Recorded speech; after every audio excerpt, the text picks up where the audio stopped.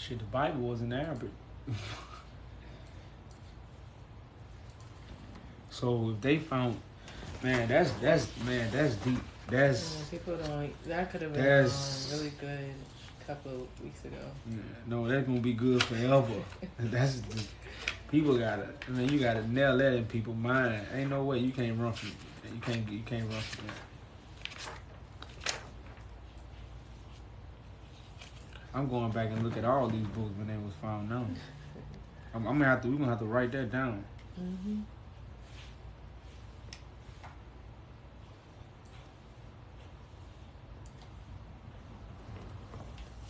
The Apocalypse of Thomas says the best manuscripts and translations found. They include F. William text in 1907. Man, you say you can't. You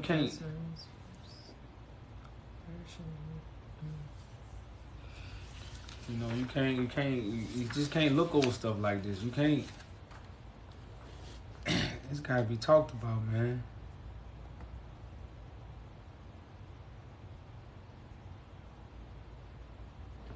We need to find out R.H. Charles. This is very important.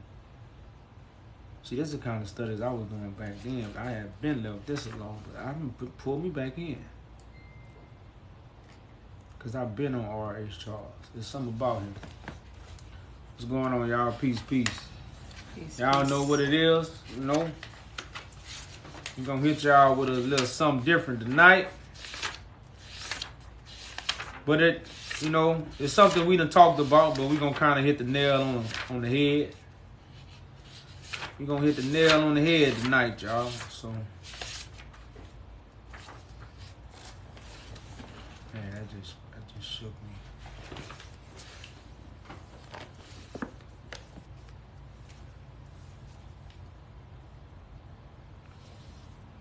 Tomorrow coming up already? Does anyone know when this event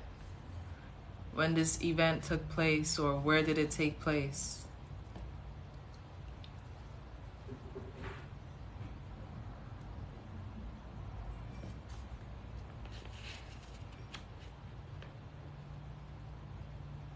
No one knows?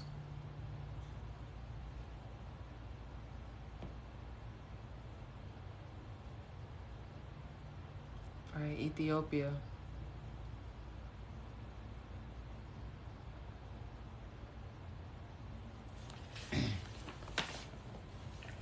Well, y'all, it's called the Siege of Magdala. It's one of the most important events that took place in history. And if you don't know about this event that we finna talk about tonight, you don't know history. If you don't know about this event that we finna talk about tonight, y'all, you don't know history. This is a very, very important event. It's called the Siege of Magdala. This is when the Romans went into Africa and invaded Africa for the first time. This is the first time Africa had ever been invaded by a European nation in 1868. Now, I don't know if y'all heard me good. I don't know if I was loud enough. Some people say I talk too loud. Well, I talk this way so I make sure you won't hear me. You ain't never got to come on y'all Jew panel and be like, what he say? I'm going to say it loud enough. I'm going to say it for everybody in the back to hear. So, I'm going to say it again. 1868 was the first time any European nation ever invaded Africa. Now, again, this one of the most expensive. It was multicultural. So it wasn't just the Europeans involved. This is the first time where Europeans got other nations to help them invade Africa. The first time. Now we all this is the first time. Now we had people from Africa on the European side, before this. But this is the first time Africa ever been invaded by Europeans. Now, y'all, this is the greatest campaign in history. How many historians talk about it? I'm going to sit back on that one. How many historians talk about the greatest siege in history? How many historians? Can somebody show me a historian? Because, you know, I'm just a brother from the ghetto. My speech a little bad. Can't pronounce words that good. So a scholar might look smarter than me. So we're going to give y'all a chance to let the scholars look smart. Have any scholar taught about the siege of Magdala?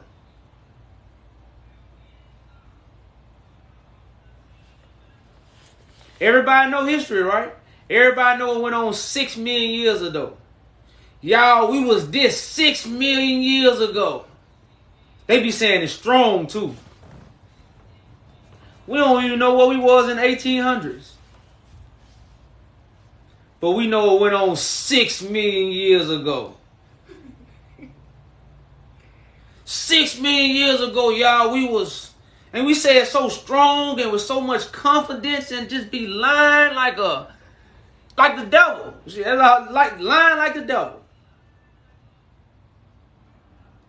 This happened in 1868, y'all. Nobody teach about it. 6 million years ago, when Mansa Musa came through and did this. 1868. Nobody knows about it, y'all. 2,000 years ago, y'all. Nobody knows. 2,000 years ago.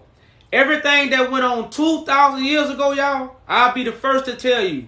Nobody knows. Y'all, don't you know the scientists that tell you the dates? They like me and you. The dates don't come from aliens, y'all. History don't come from aliens. History come from a group of people who sat down and what? Gathered information. And then they sat down and talked about information they stole. They didn't gather their own information.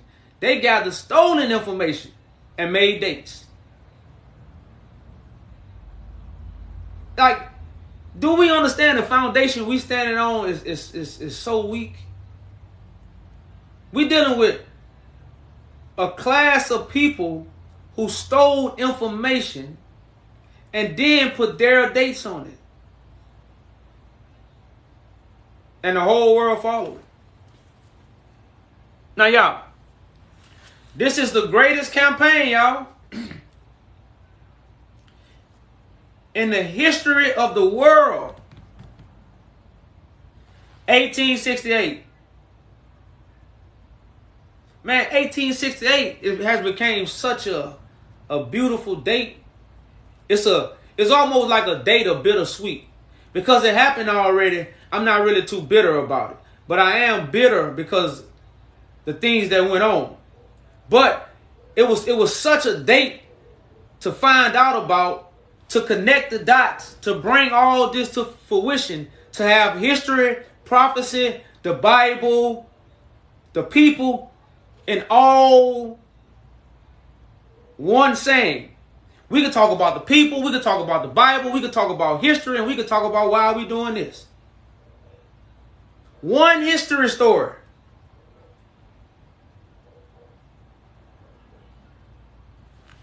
God ain't the author of confusion, y'all. One history story that could talk about people, Bible, prophecy, and history. So again, if you know anything about the siege of Magdala, if you don't know nothing about the siege of Magdala, let me can y'all hold a one up for me? For all the people that knows nothing about the siege of Magdala. Now, Magdala is modern day Ethiopia. That's what Magdala is. So put me a 1 in the comments if you never heard of the siege of Magdala. I want to see all my people who listening. We got 3. We got 4. We got 4, 5, 6.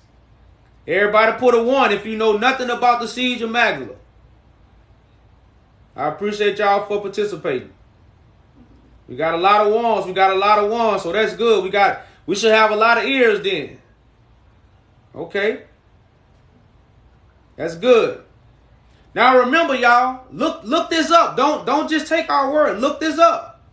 This is the greatest campaign in history. It's when the Europeans stole from the Africans.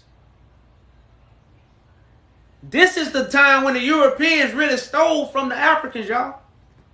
And what they steal. Now, when we get into what they stole, oh, it's just, like I said, it's so much enlightened with this.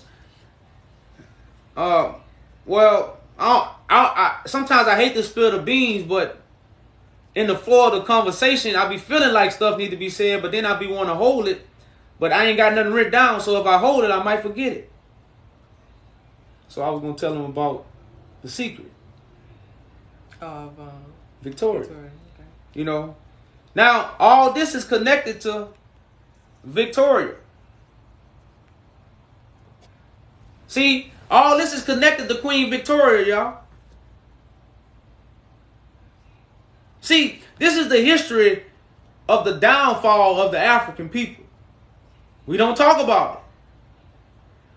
So we hear this is a real picture, but a fake scene. It's a painting. Yeah, it's a painting, but it's a real, because she asked this African to do this. Now, the African didn't know why she was asking. The African wasn't looking into the future to deceive the world. Victoria was. So the African did it, but it was for, Victoria was doing it for a reason. The African was doing it because he was asked to. So what I mean by the picture is real, but it's not real because this is not a real ceremony that's going on. This is not a ceremony that's going on. This is an act. You know, Hollywood, TV, television. So this is them switching roles. This is them taking moral conduct from the African people and showing you they gave African people what? The Bible. Civilization.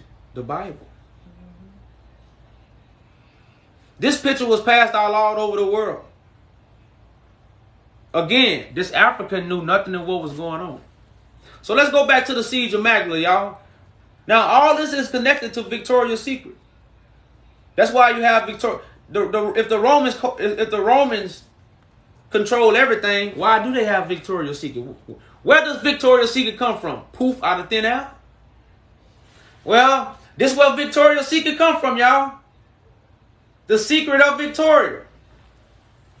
Now, see, one thing about the lie, y'all, they put lingerie on it. They put it on television. They dressed it up. They made the lie beautiful. They put it on motion pictures. So, what is a motion picture? You put God prophecy in motion. Christ puts God prophecy in motion. Not Hollywood. But what Hollywood did, Hollywood took God prophecy, took God book, and put it in motion. Motion pictures. So you seen everything. But where you saw it at? On TV. You saw the motion picture of God prophecy on TV.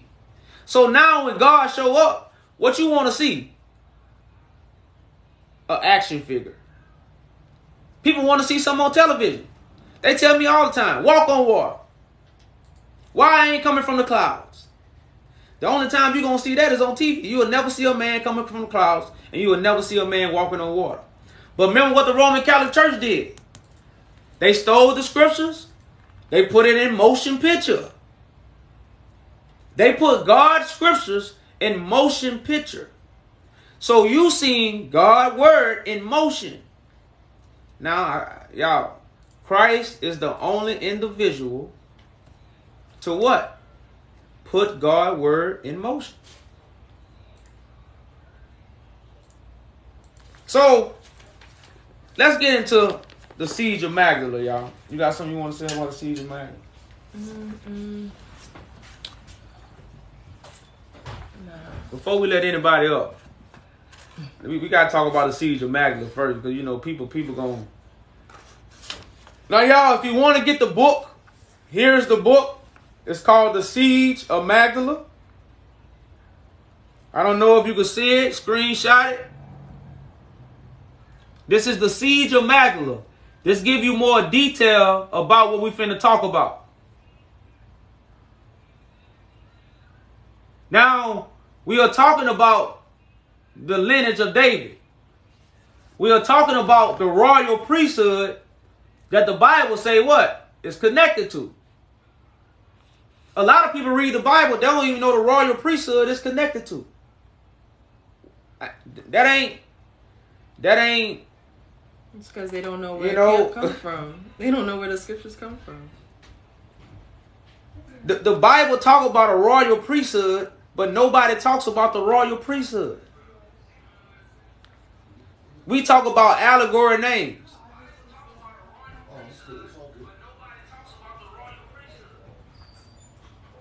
What's going on with that? Now, again, here's the book to what we're going to talk about. Now, y'all, the siege of Magdala is when they stole from a black king. And not just any black king. It was somebody labeled the King of Kings.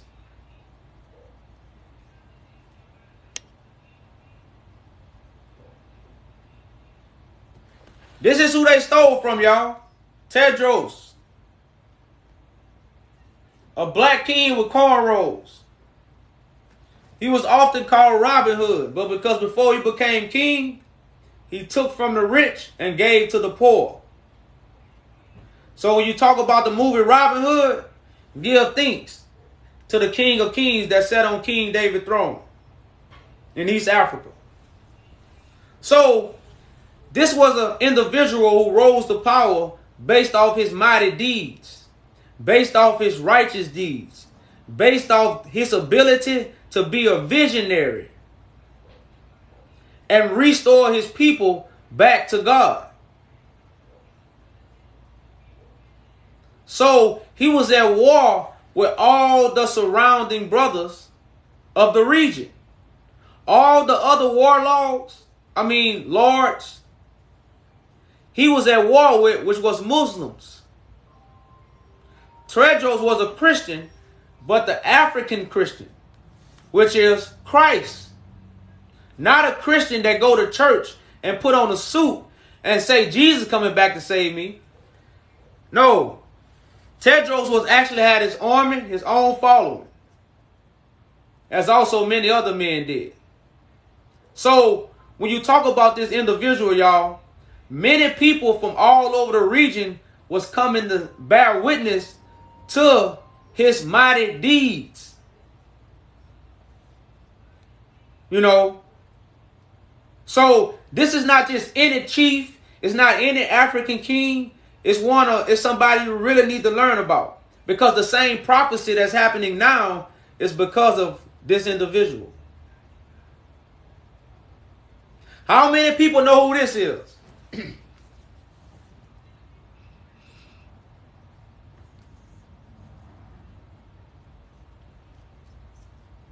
How many people know who this is, y'all? I do. Okay.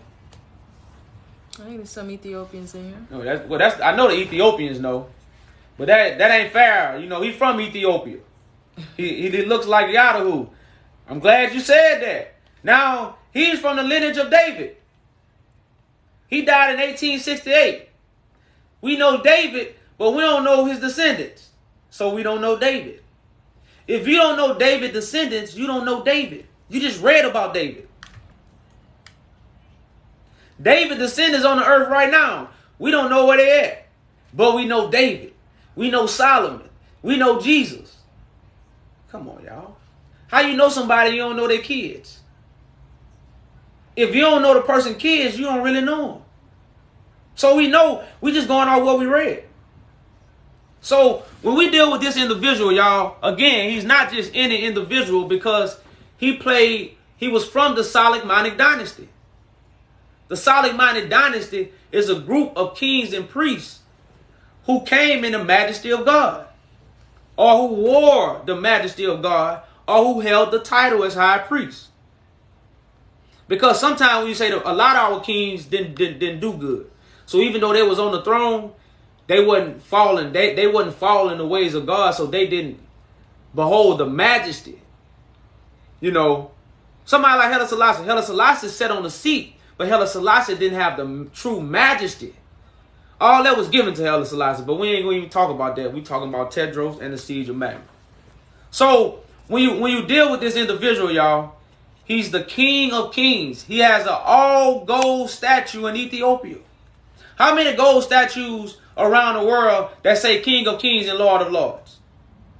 Can anybody tell me anywhere in the world where you got an all gold statue and it's labeled King of Kings and Lord of Lords? Can anybody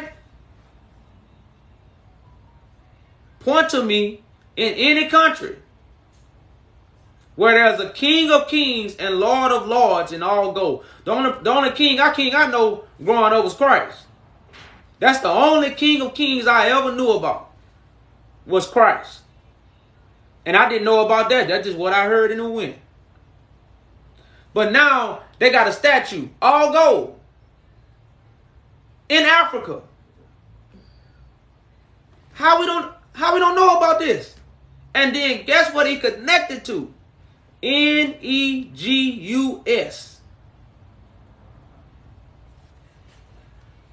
He connected to the Negus.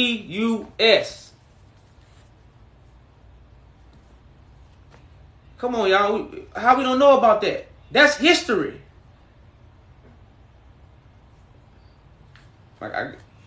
So I just want to read one thing, y'all, from one of his letters.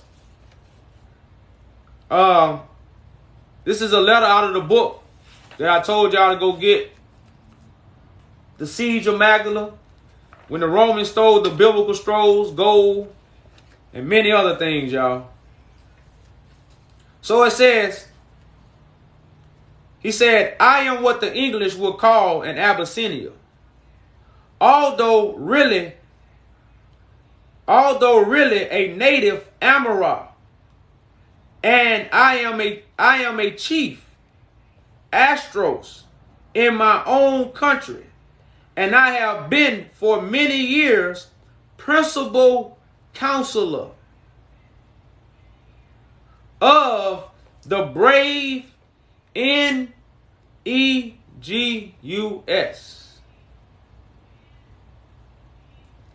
Theodore II. So the English called them an Abyssinia, but he say, really, I'm a native Amorah.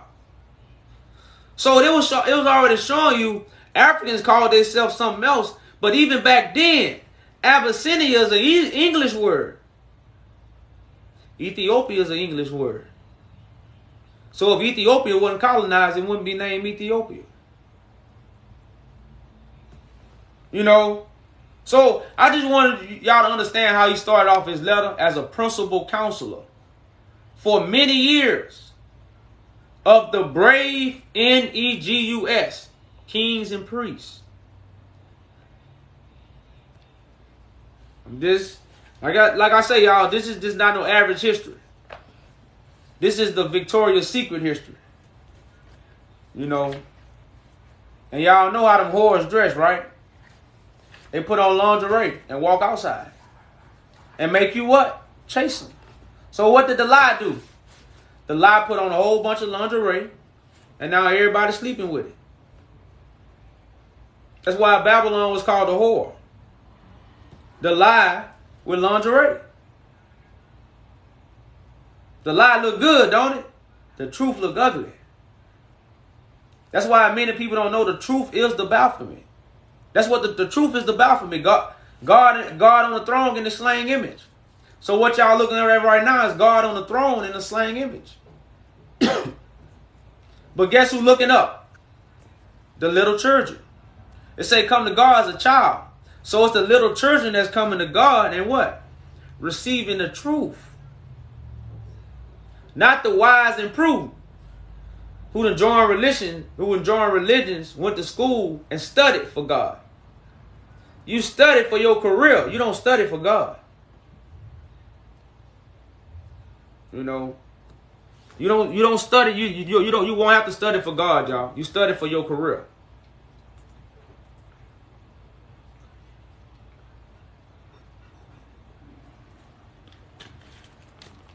So, tied into the scriptures.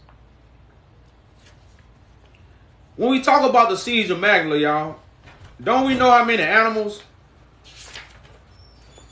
It say they had over 30,000 animals, y'all. Y'all, did y'all hear what I said? Yeah. Y'all, they had over 30,000. Look, it's in the book, y'all. It's in the book. I can't show it because I know the screen might kind of mess up. But right here in the book, 30,000. It says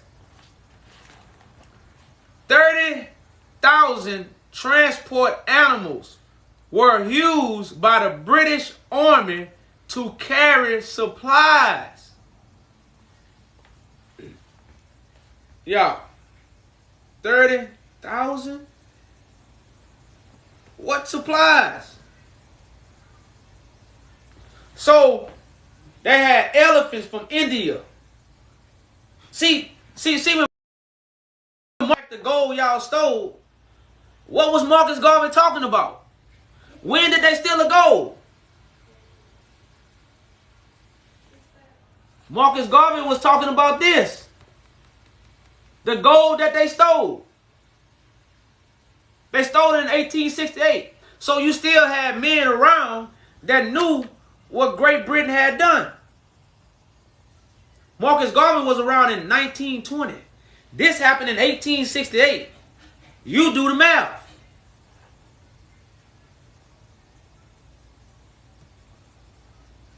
Y'all, it says, I'm going to read it again, y'all. The gold not gone. They still got it. What you think the Vatican got?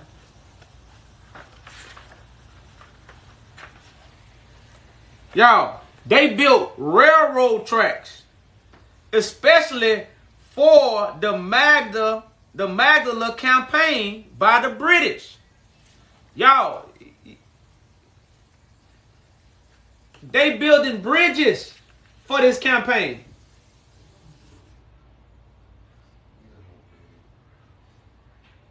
They building bridges, y'all.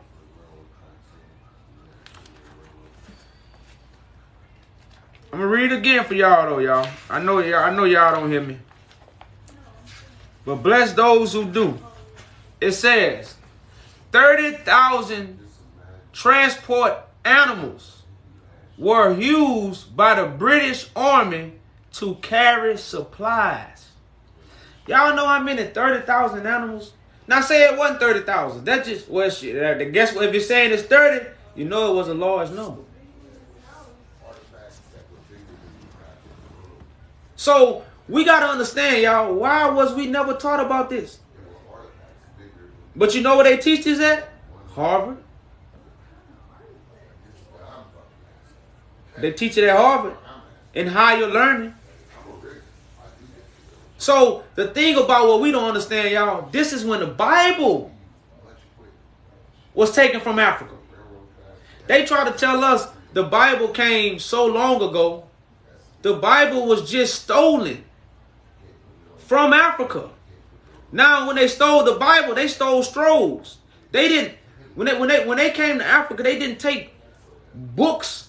They didn't take a Bible that was just like this and say, "Here, let me bring it to Europe." No, they took scrolls, and after that, they were still finding scrolls. So we got to understand, y'all, that this is the biggest campaign of the reason why the Roman Empire is in power. The Roman Empire wouldn't be in power if it wasn't for this. If it wasn't for this, the Roman Empire would not be in power.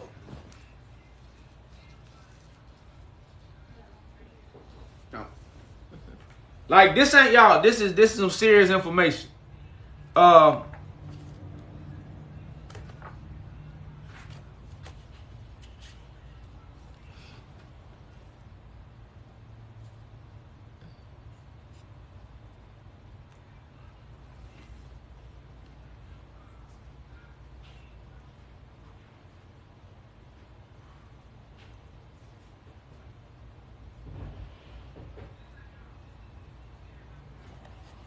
I wish I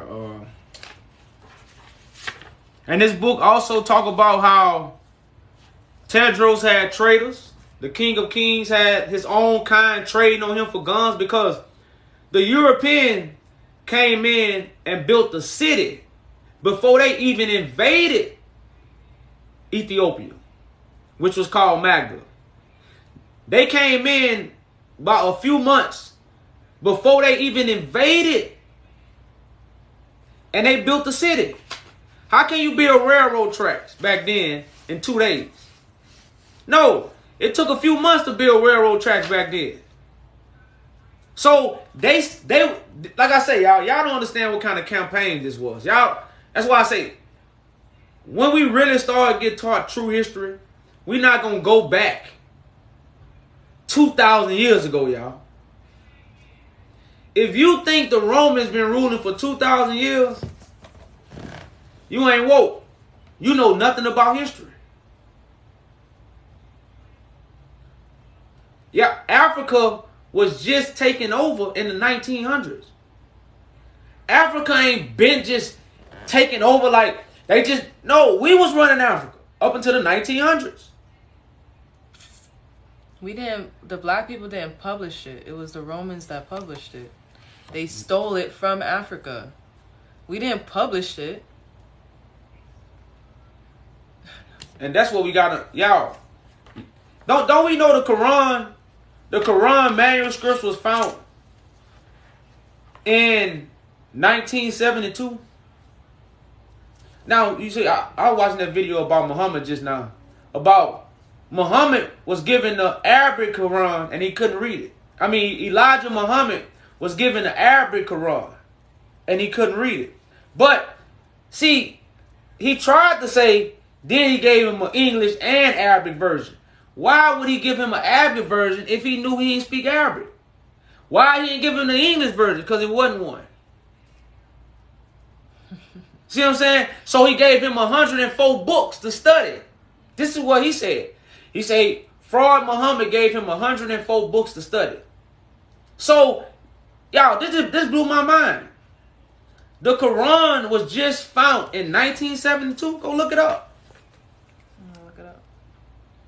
The Dead Sea Scrolls, 1940. Go look it up. The Bible manuscripts, 1868. Go look it up. The Book of Enoch, War Scrolls, all these books, 1900. You can let somebody know. Go look it up. It's what the Bible. No. The fuck, bro. What are It's you real. trying to say? You know, come on now, y'all. No. You gotta do better than that. You got to carry up, brother, man. I don't think you can.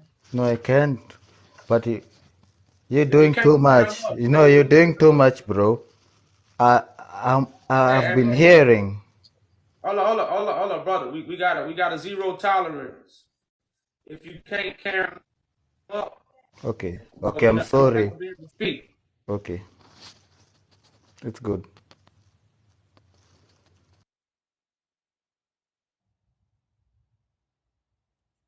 Everybody coming He's up. been up there. No, that's not. That's the guy. Isn't that that guy? I know that's that guy.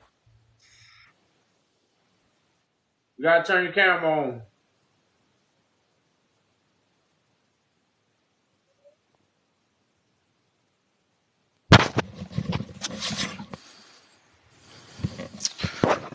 Can you hear me, Jaju? It's Emmanuel. What's up? It's Nunaki. See my face? My beautiful.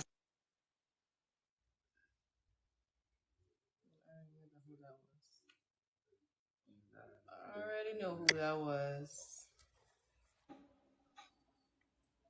Grown men run around on social Hello? media to attack Peace, somebody. peace. Can you come up?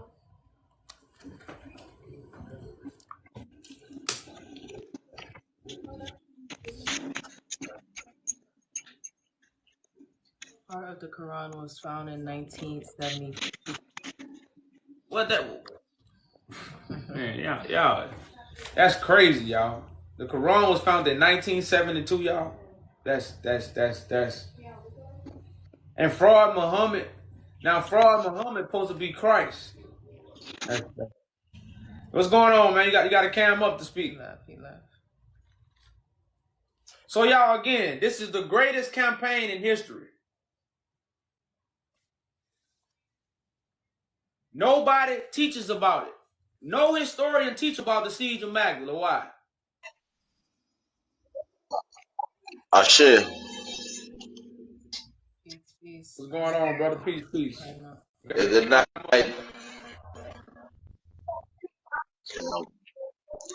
Yeah, peace. Now, I noticed in the comments section that you're getting a lot of negative feeds, you're getting a lot of positive feeds, so that is natural. Oh, yeah. So, I joined on the live because of Well, the. hold up, brother man. Before you speak, you got to turn your I camera joined on. on the live because of the. Yeah, man. Well, brother man, no disrespect, but that's a rule. So, but you gotta have your camera on to speak. We we done kicked a lot of people down. So if we let you up, we'll be breaking the rule. If you can't turn your camera on. No, I don't have live. I don't have that amount of views or whatever what they call it to get a live feed. So I can't go on live at all. Alright, so excuse that from a please if you don't mind. That's what I The was book saying. Like, that you was they got a lot of other people. We didn't let slide. You see what I'm saying? So we'll have to. We can't break the rule for one person. okay, no problem. At least you know you could balance because I'm still a person, right? But go ahead. Yeah, like I said, bro, that's just the rules, man. Ain't no disrespect, bro. That's just the rules. I So maybe. understand what you're saying. But probably the rules doesn't balance out for everyone because I am equal as well. But that's okay. All right, brother, man. Maybe next time. Peace to you. Yeah, peace.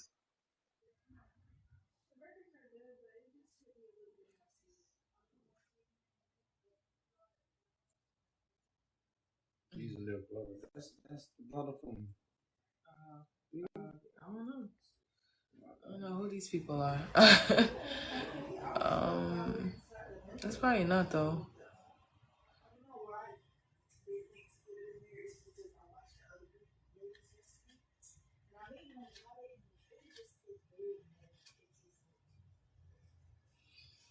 He brought the original man out of triple darkness. So y'all, like I was saying earlier, we learn about history, but we don't learn about history. Most historians teach his story. Most historians are teaching their story. Y'all, disconnected to our story.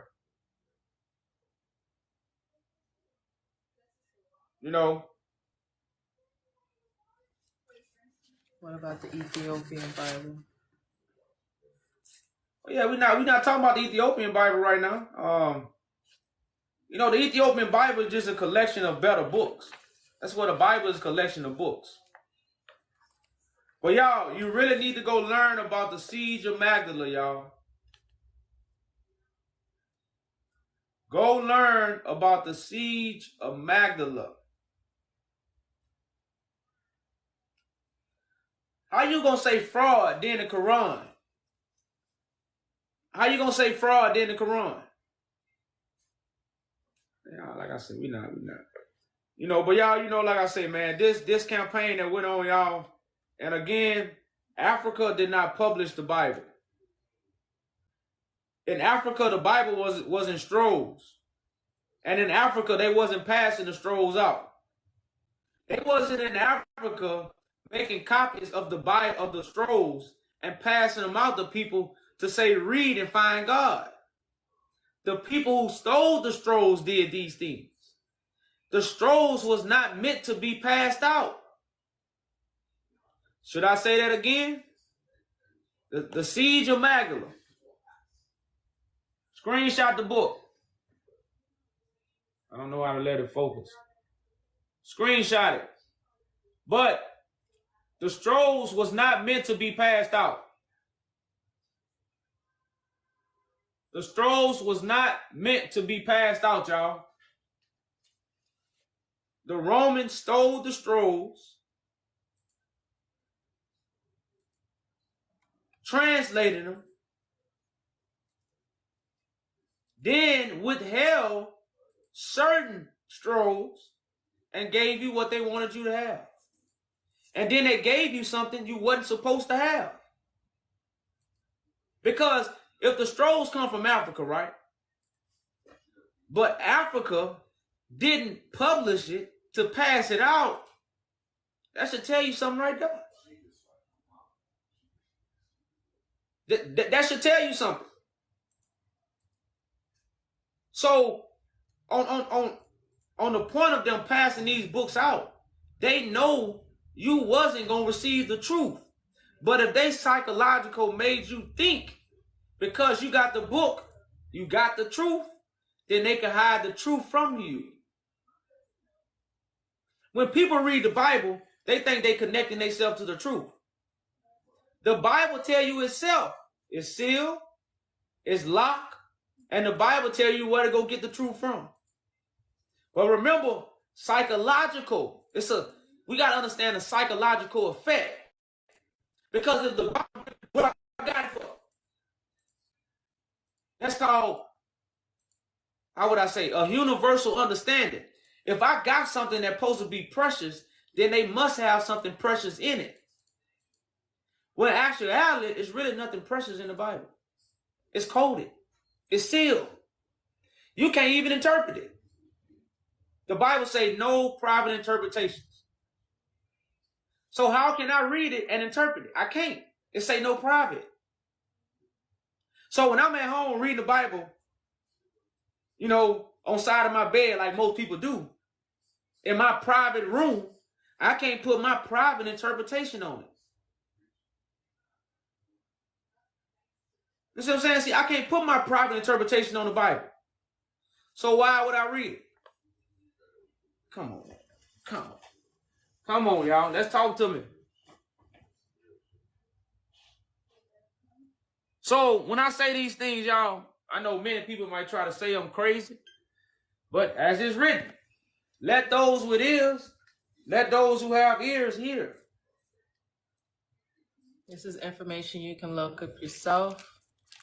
This is not made up information. Yo, what's up? Peace. Can you cam up?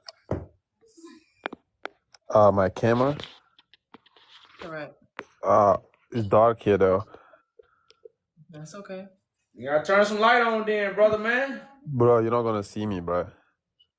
Well, If that's not, then not, we go to the next. Yeah, we gotta go to the next person then, because that's the rules. If you see us, if you see us, we gotta see you. So give me 2 minutes, but I'll be back. Okay, no problem. Debunk your claims.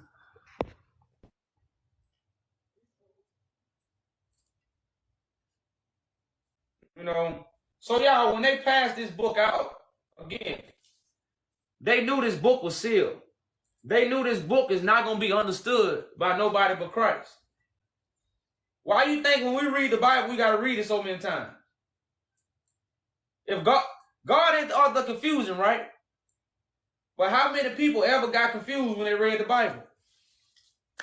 You should hit the brakes. This can't be God. I'm confused.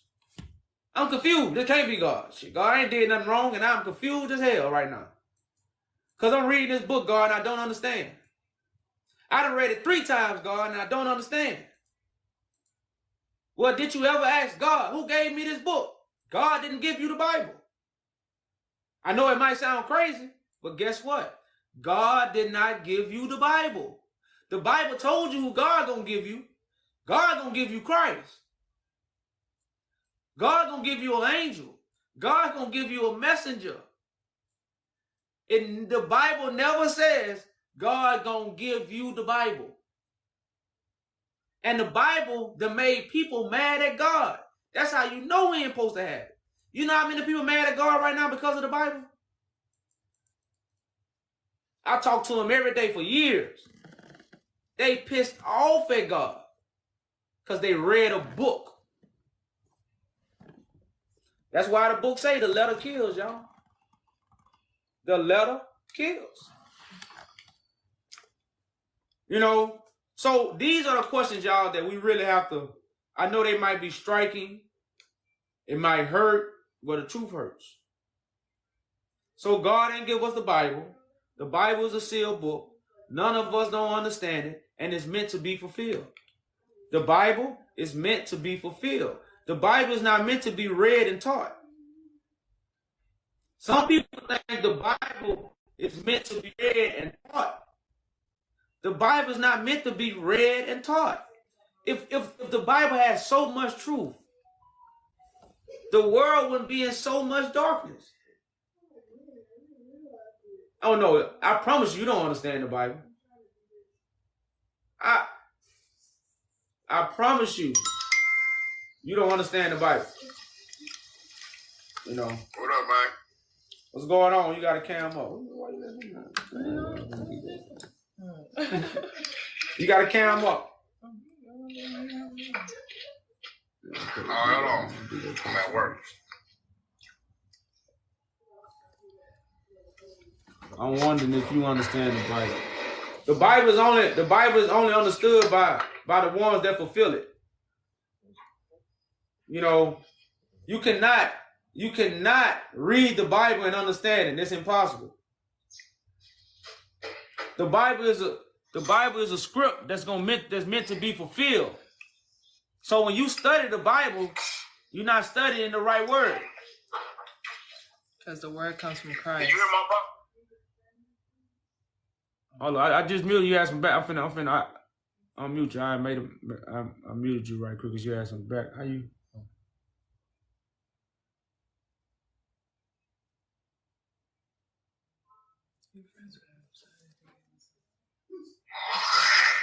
Yeah, go ahead.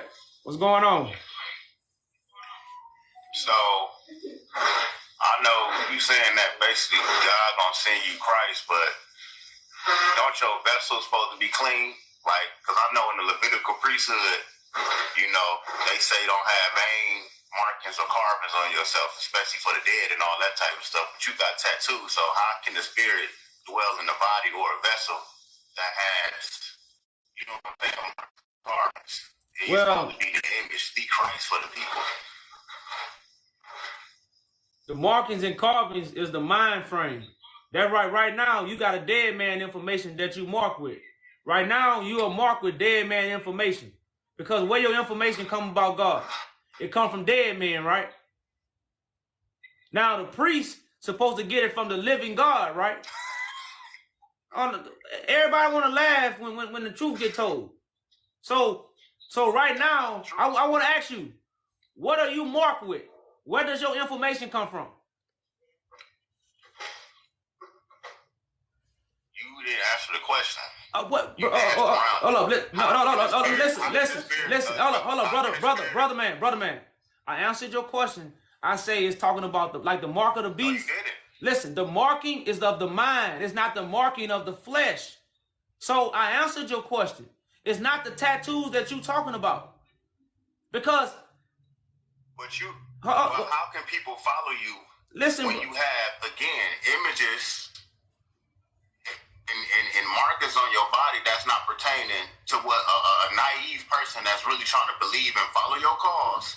That's what they looking for, somebody that's not in line of something that's not in line with the law, because they all say that Jesus supposed to came to fulfill the law, right?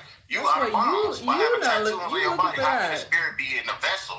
How can the spirit of God dwell in the vessel? There's tattoos and markers on your body. Brother man, you keep saying it's the body. Listen, you said it's the body, I said it's the mind. So now you gonna continue to believe it's the body. I'm gonna know it's the mind, so we can move on from that. So now I ask you, So brother man, honestly, you're not in the right mind because you wouldn't get them tattoos. brother, okay, You're not in the right mind. that's how you feel. But let me ask you this: what is your information about God, brother man? Where does you gonna keep tattoos, or you gonna move on with the conversation so I can move on with other people? If you want to talk about tattoos all night, so Because you can't get around that. I asked you, okay, well you won one. Let's go to the next one. So where did where your information come from? That's what I thought. He just wanted me to give him flowers, like a child. He wanted some candy. He came to the candy store. Get up out of here. I gave him some candy. So y'all, right now, it says don't mark yourself with dead people if you're a priest. Now, priests supposed to get their information from the living God.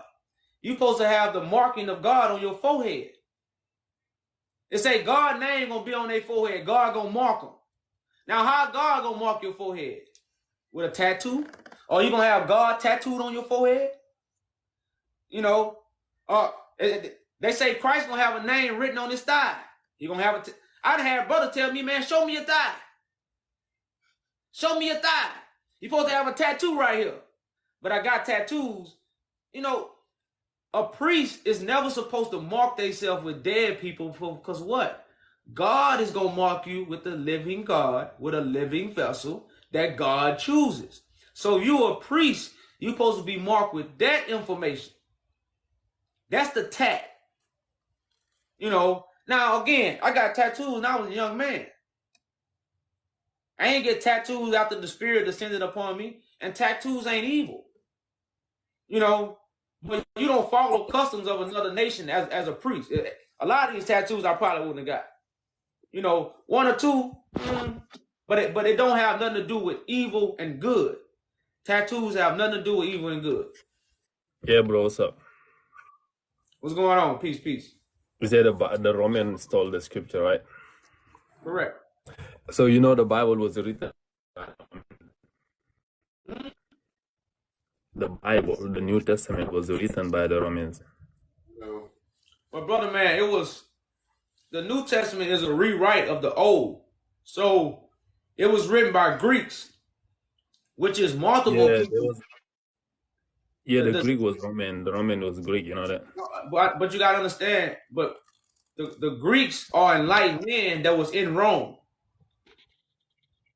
You got to understand, the Greeks were enlightened men that was in Rome.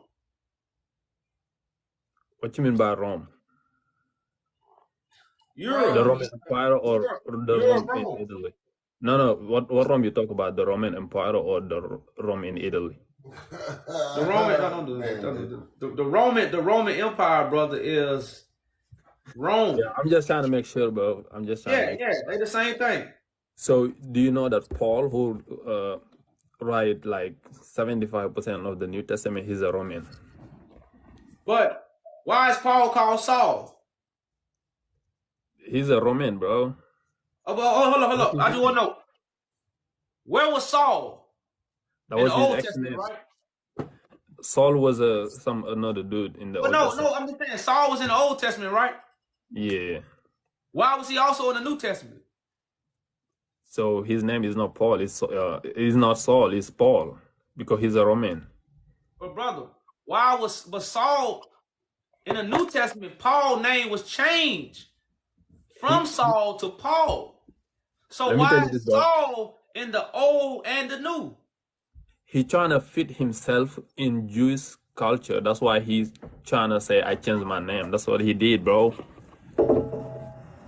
Brother, man, don't you know Joseph is also in the Old Testament? Joseph? I actually what he was. Yeah. Joseph is in the Old and the New Testament. Now, Yeah, the Joseph in the New Testament is according to them is a Jew. Is different because it's Jesus' stepdad. okay, listen. According to It's Jesus' who? dad. Well, according to who? The book, the New But Testament, is Jesus' no, stepdad. no. Jesus' dad. But listen, the book Moses told you Joseph was gonna be Jesus' dad in Genesis. You want me to read it for you? I go ahead, Okay, let's get it. What the Bible at? bro. Make Genesis sure you bring me 49. the right Joseph, bro. Hold on, Don't. hey, you got your Bible? Yeah, bro. I got it all the time, Okay, bro. let's go to Genesis 49 then. Alright, I'm here, bro. Always, bro. Okay. Oh, you do that fast too, huh? I hope you get it fast. You say Genesis 49, Yeah. bro. Don't bring me the Joseph with the son of Jacob. Brother man, let's read it for you What verse?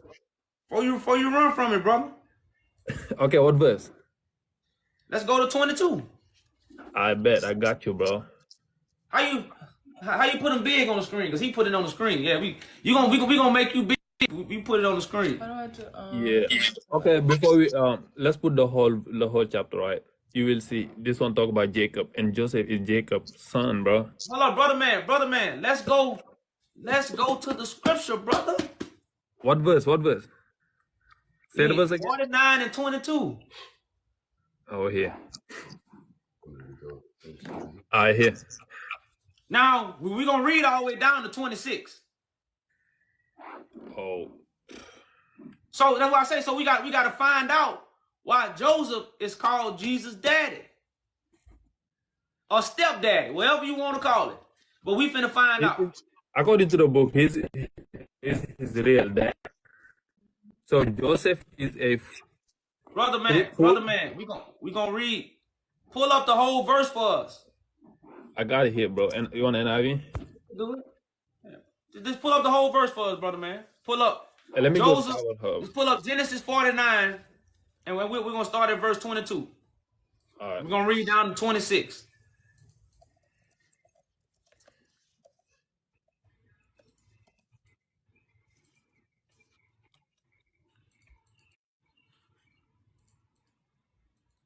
There we go. Yeah, here. I appreciate it.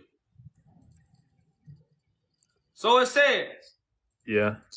Joseph is a fruitful dough, even a fruitful dough by a well, whose branches run over the wall. The archers have sorely grieved him and shot at him and hated him. But his bow abode in his strength, and his arms and his hands were made strong by the hands of the mighty God of Jacob. From hence is the shepherd,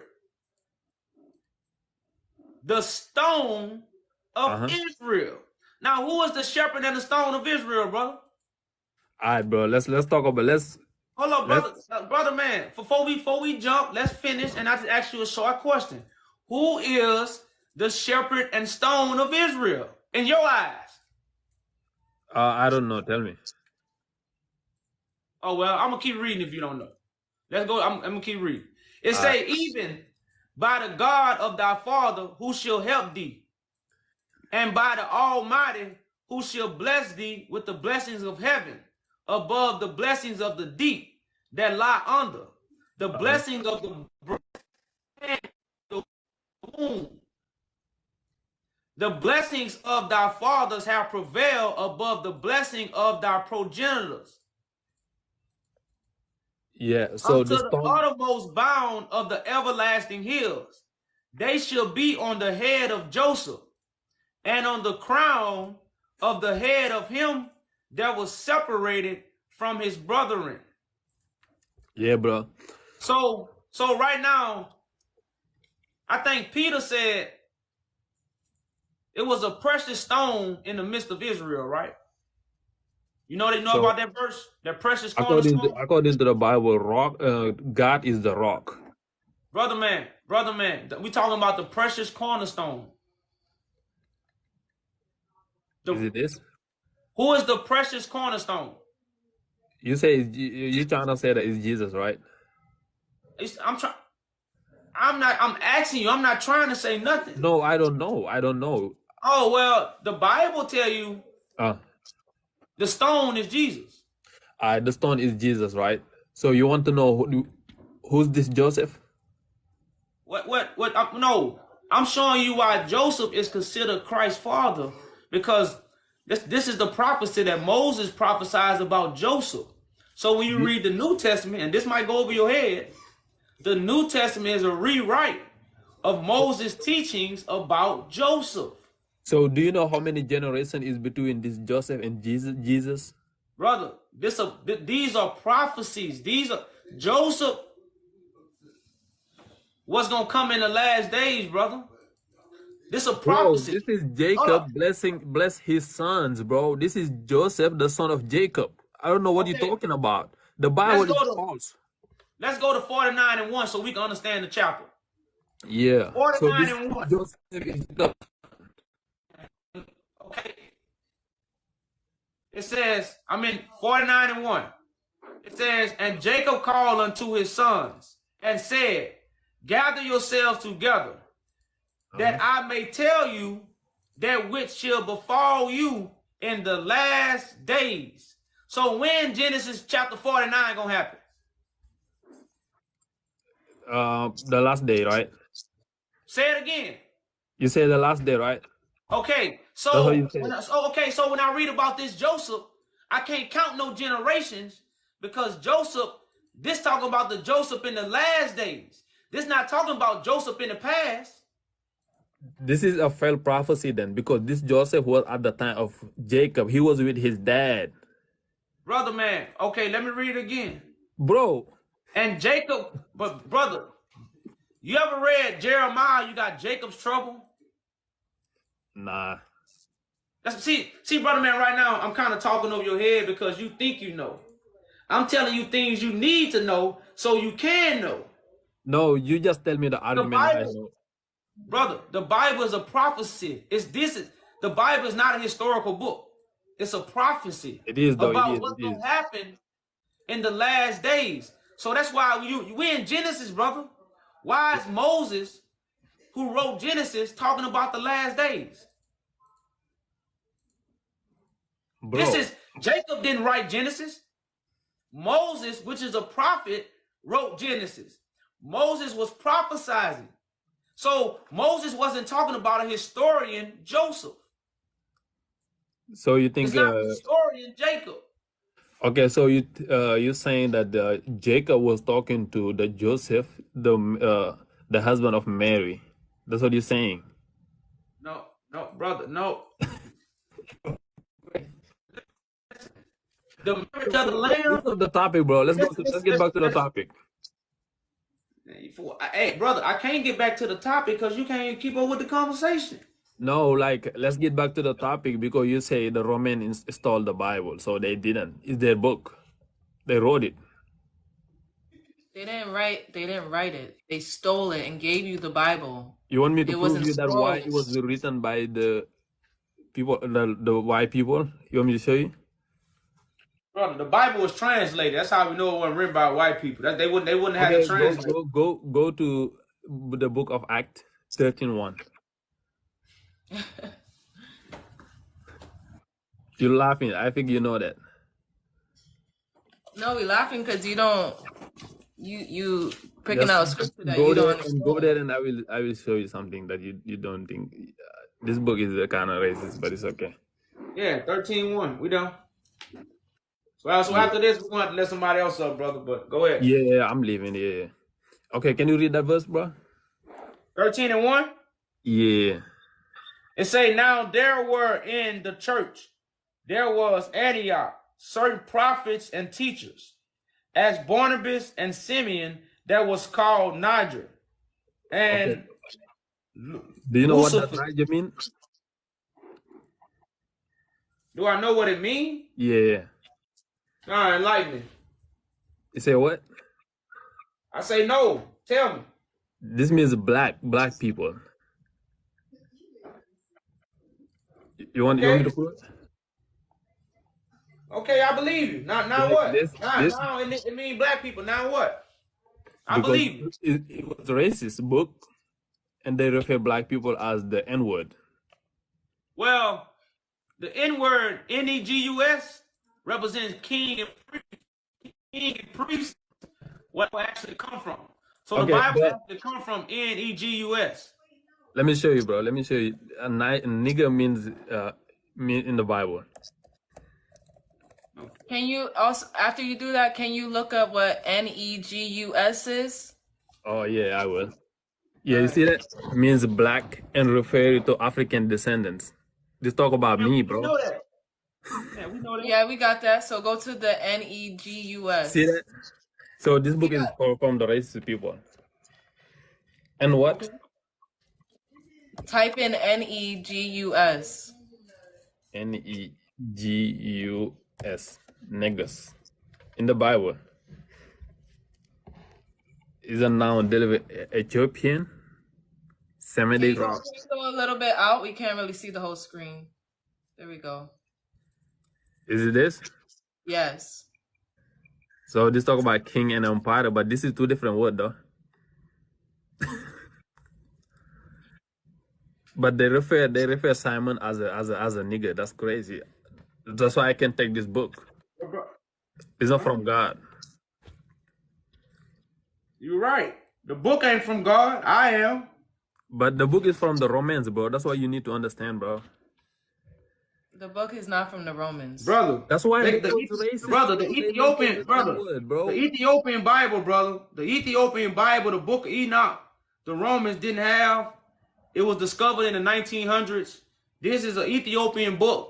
So Nah, that book is not accurate. That book is fake. That book is not okay, real. okay, brother, The man. Ethiopian book is fake, you saying? Yeah, you can't No, talk. the It's book like of that. You Enoch. can't talk. The book of Enoch is fake. It's not from Enoch. The book of Enoch is fake? All right. Okay. Thanks for coming up. I thank you.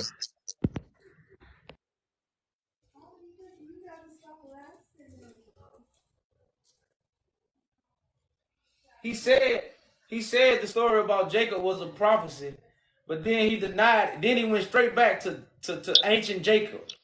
If Jacob is a prophecy, it ain't no ancient Jacob. They can't hear themselves talk though.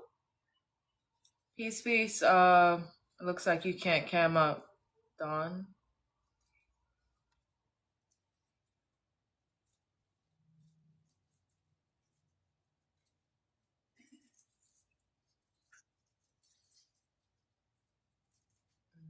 Okay. Y'all don't forget, go check out the Siege of Magdala. Go read about it. Peace, peace. Can you cam up? How are you doing today? We're good. What's going on? Hello. Great, great. What is your religion? Are you a Christian? We're in no religion. Can you cam up? Are you a Christian or a... Hello, brother. You gotta turn your camera on, brother. Oh, so I'm in dark. I can't talk to the camera. Like my room is dark. Well, you gotta turn the light on like we see? doing. If we gonna talk to you, we gotta see who Oh. we talking to. If we can't see who we You want talking me? to, you're gonna have to come You back want my up. face or my idea? Brother, when you come back up, if you can't cam up, you will come back up later when you're able to turn the lights on, and we'll be glad to talk with you. So you want my face, not my ideas, right? You can call it what you want, but if you don't put that face on there, conversation go in. Okay, thank you so much. It's your life. You have a good day. All right, you too. You do the same, brother.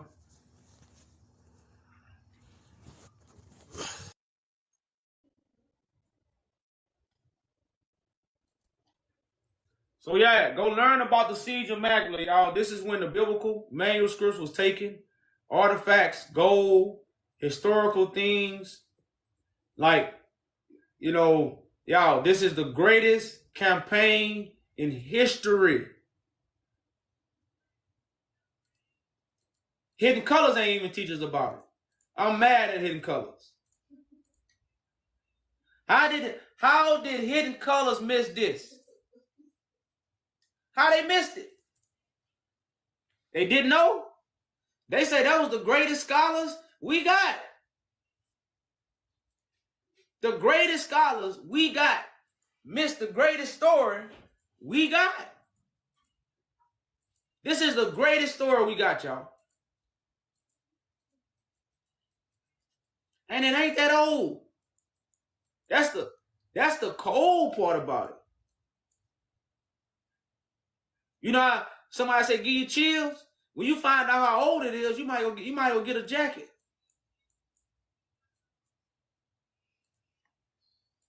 Y'all, this wasn't even 200 years ago. The greatest campaign, and when they took the biblical strolls, wasn't even 200 years ago, y'all. Y'all, you know when I got the Dead Sea Scrolls, I was so happy. I thought I was getting something. But then when I got it, I say, man, when they found the Dead Sea Scrolls? 1900s. I wanted to burn the book. I wanted to burn the book when I found out the Dead Sea Scrolls were found in the 1900s. I want y'all to put a 1 in the comments if y'all heard this. Have anybody heard that the Bible was based off from the Dead Sea Scrolls? Have anybody heard that the Bible was written off the Dead Sea Scrolls? I studied for 30 years trying to figure it out. Oh yeah, many people do. Okay, I got a 1. Have anybody heard that the Bible was written from the Dead Sea Scrolls? I know I ain't crazy then. Okay, I got my 1s. The Dead Sea Scrolls were found in the 1900s. Look it up. Look it up. So if the Dead Sea Scrolls was found in the 1940s, how can the Bible be thousands of years old?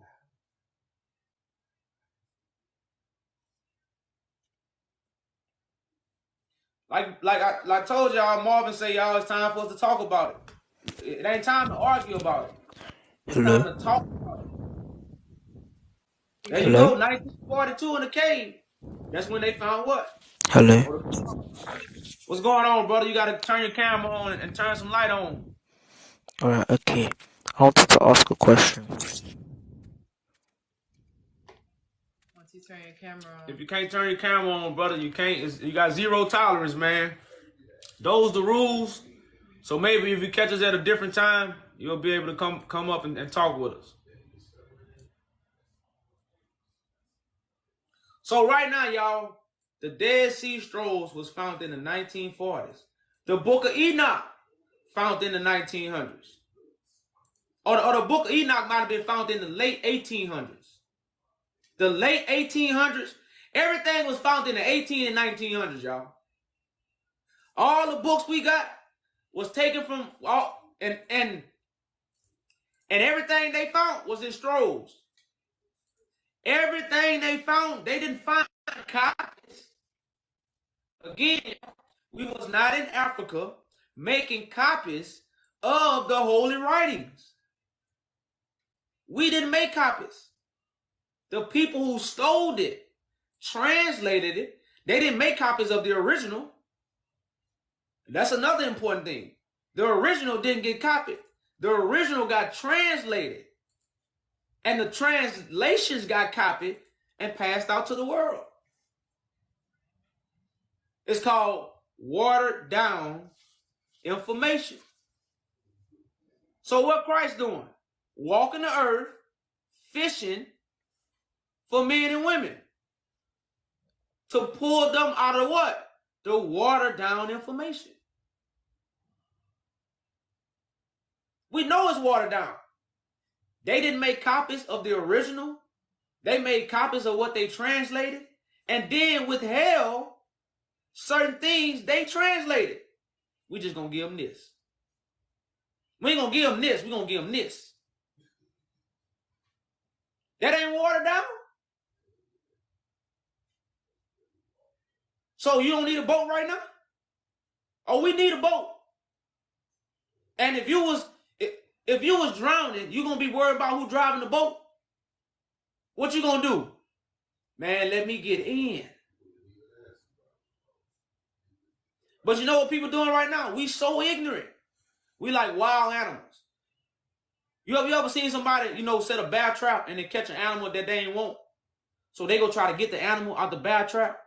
But the wild animal will bite the person that's trying to set them free because they don't know that that person is trying to set them free, because why? They're a wild animal. Well, what we are. And we said, man, you wild for that. You wild for that, man. What our people for is right now. For everything y'all doing, y'all wild for that. The comments, y'all wild for that. The lies, y'all wild for that. The stiff-neckedness, y'all wild for that. The hard heart, y'all wild for that. But guess what I've been given the power to do? I can ride that donkey right on into the kingdom. That's what I've been given the power to do. So right now, y'all, we got to understand how this Bible was presented. Now, we believe in the Bible, we believe in God, and we believe in the Holy Scriptures. But we don't believe what we was told.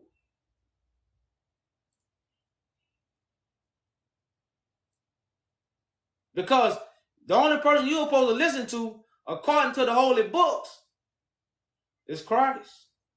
See, everybody had free will to listen. You could have heard it. I heard a lot. I ain't listened to nothing of it. I heard a lot. Because to truly listen to something, you kind of take it in. You'll be like, you heard what he said? I heard him. No, did you hear what he said? That means, did you listen? Because you can hear somebody saying something, but you're not listening. When you listening, you taking it in. So I heard a lot, but I never listened. Because I ain't never take it in. I took in what I need to take in. But a lot of people took everything they heard. They took it in. Come on now, y'all. I couldn't believe nobody was going to crack the sky until I seen it. Now, if somebody cracked the sky right now, I'm a man. I'll be the first one to say, well, hey, y'all, shit, I was wrong. I ain't got no intentions. But I'm not going to come telling you somebody going to crack the sky. And the thing about it, I stood up with a plan. I ain't stand up and say, hey, come listen to my teachings. That's the cold part about it. But like I say, that's the blindness of Israel, y'all. That's the miracles that got to be done. Because to open up all people's eyes, we was talking to a man today. What did he say? He said, if y'all waiting on black people to unite, what did he say? Never gonna happen. It never happened. He said it never happened. God. I told my man, I say, man, Sam Cooke. He said, what you know about Sam Cooke? I say, man, change gonna come. He said, well, and I said a few other things, and somehow we got on black people. He said, well, you talking about black people now. That ain't gonna never happen. I say, damn, Sam Cooke lied. But that's the miracle. Because it would be a miracle to unite us right now. But that's when the power of God. It was a miracle. Nobody could come out of Egypt, y'all. Nobody wasn't even going to Pharaoh. Nobody went to Pharaoh to get the children out of Egypt. You ever know the story like, okay, Moses went to Pharaoh, but damn, ain't nobody try to go to Pharaoh before Moses. Moses ain't come from the sky, so why ain't nobody else go to Pharaoh? Because they ain't had the power of God. So why ain't nobody got us out this mess? They ain't got the power of God.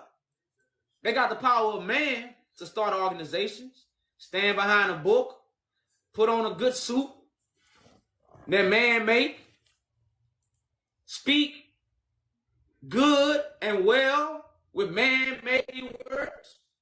I've been given the sword by God. So I don't have words. See that S that people got on words? Mine's in the front of words. I got a sword. So most people got words, I wasn't giving word. That's why I can't speak words. Words, I chop some words up because I got a sword. Even when I'm reading, I chop words up. So my S is in front of my W. Everybody else is behind a D. Behind the devil. They devilish words. So when we deal with the spoken word, y'all, God is a spoken word. God is a spoken word. God is not the written word, y'all.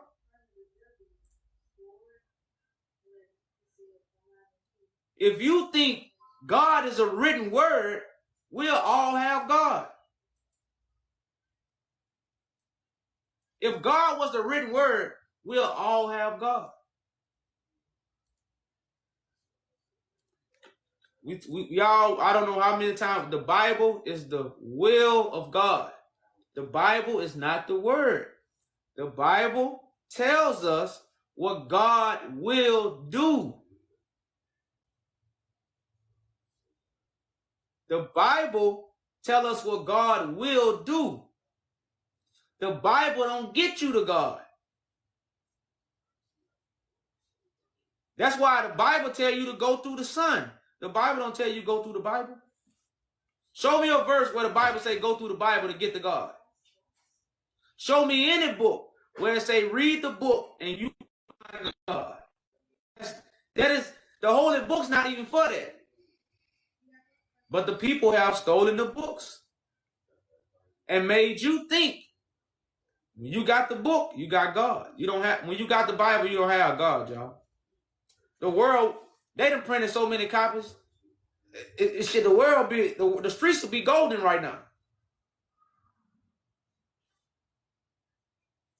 The streets will be golden if God was in the Bible. Everybody got one. I got about 10 of them here right now. I shouldn't have no problems. God, I got 10 gods in here.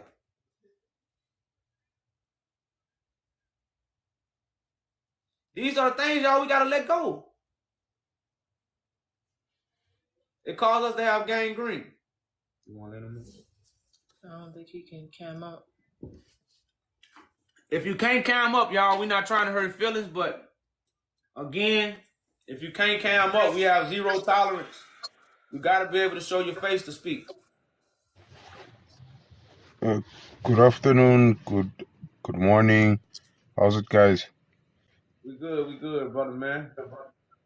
I'm all good, guys. I'm all Can you good. turn your camera on for us, brother? Oh, you want to see my face? All I right, don't know if you just heard me. We got zero tolerance. We must see your face. no problem. I don't know We if you'll be appreciate able it. to see me. We appreciate it, brother. Do you see me now?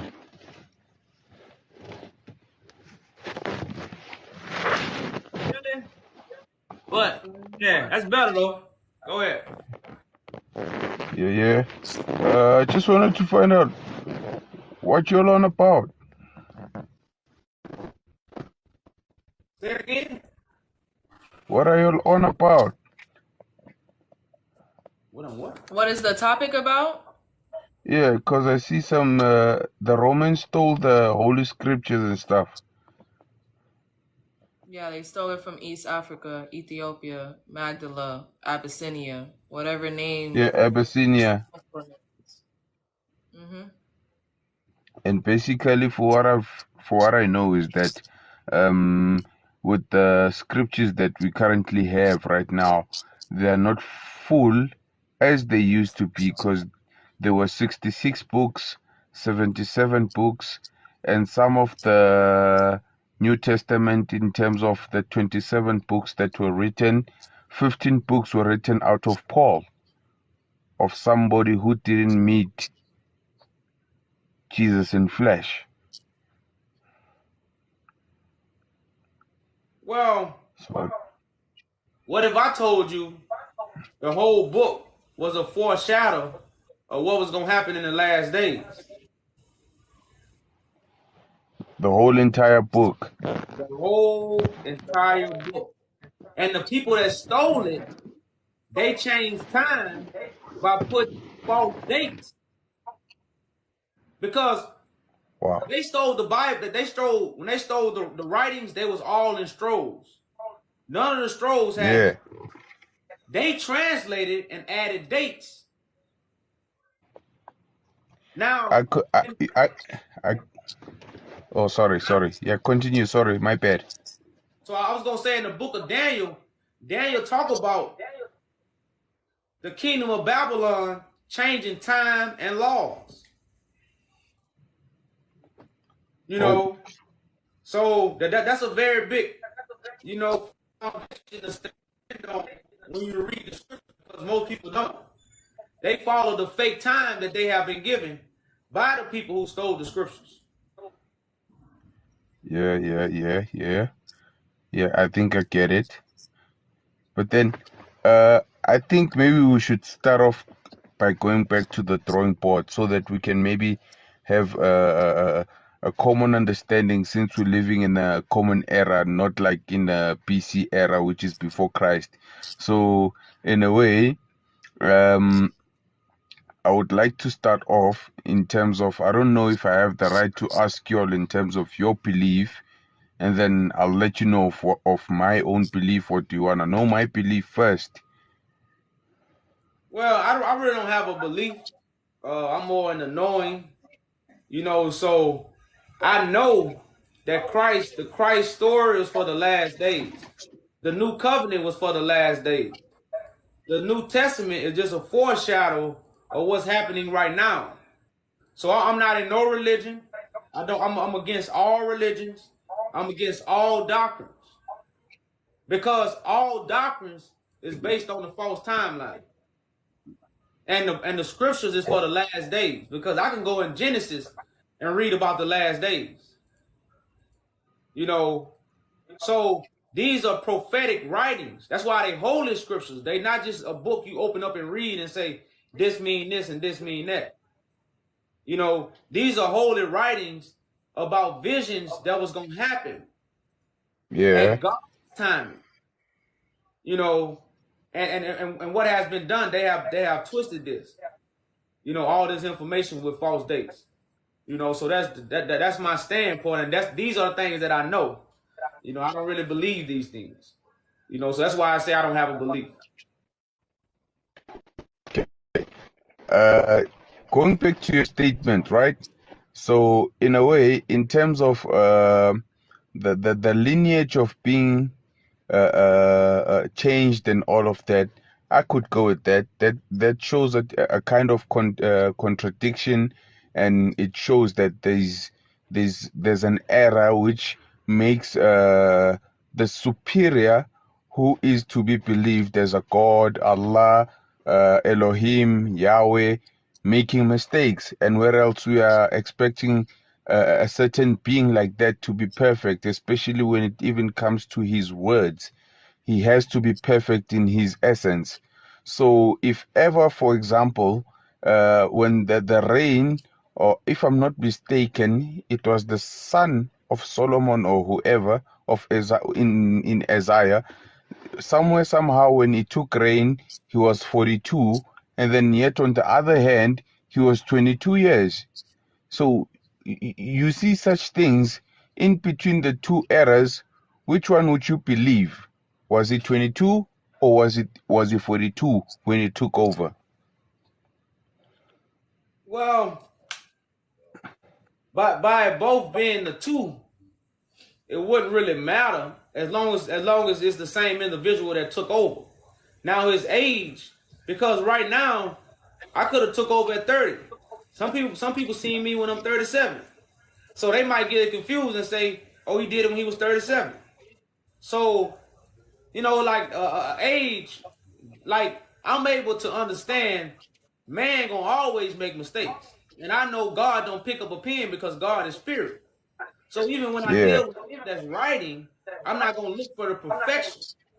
I'm gonna look for the common denominator of what it's trying to tell me rather than That's what ignorant people do. So I'm just gonna get the understanding of it. So as long as I get the understanding about who it was that took over, that's what I focus on rather than the age. Okay. You see what I'm Okay. saying? Because the age is Let us. something that's just something they guessed on. They ain't know how old he was. He looked 20, but shit, he could have been 40. Yeah. I feel that. It quite makes a bit of sense to me in terms of your logic. I'm getting the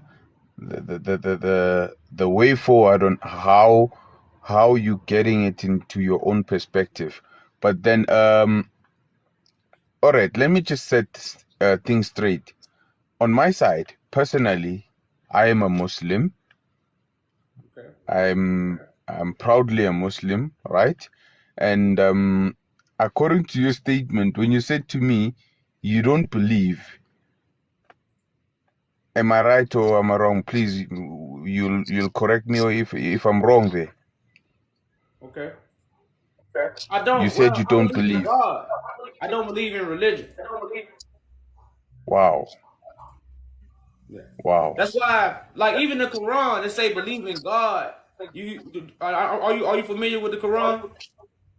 100%. 100%. Amana billah. Okay.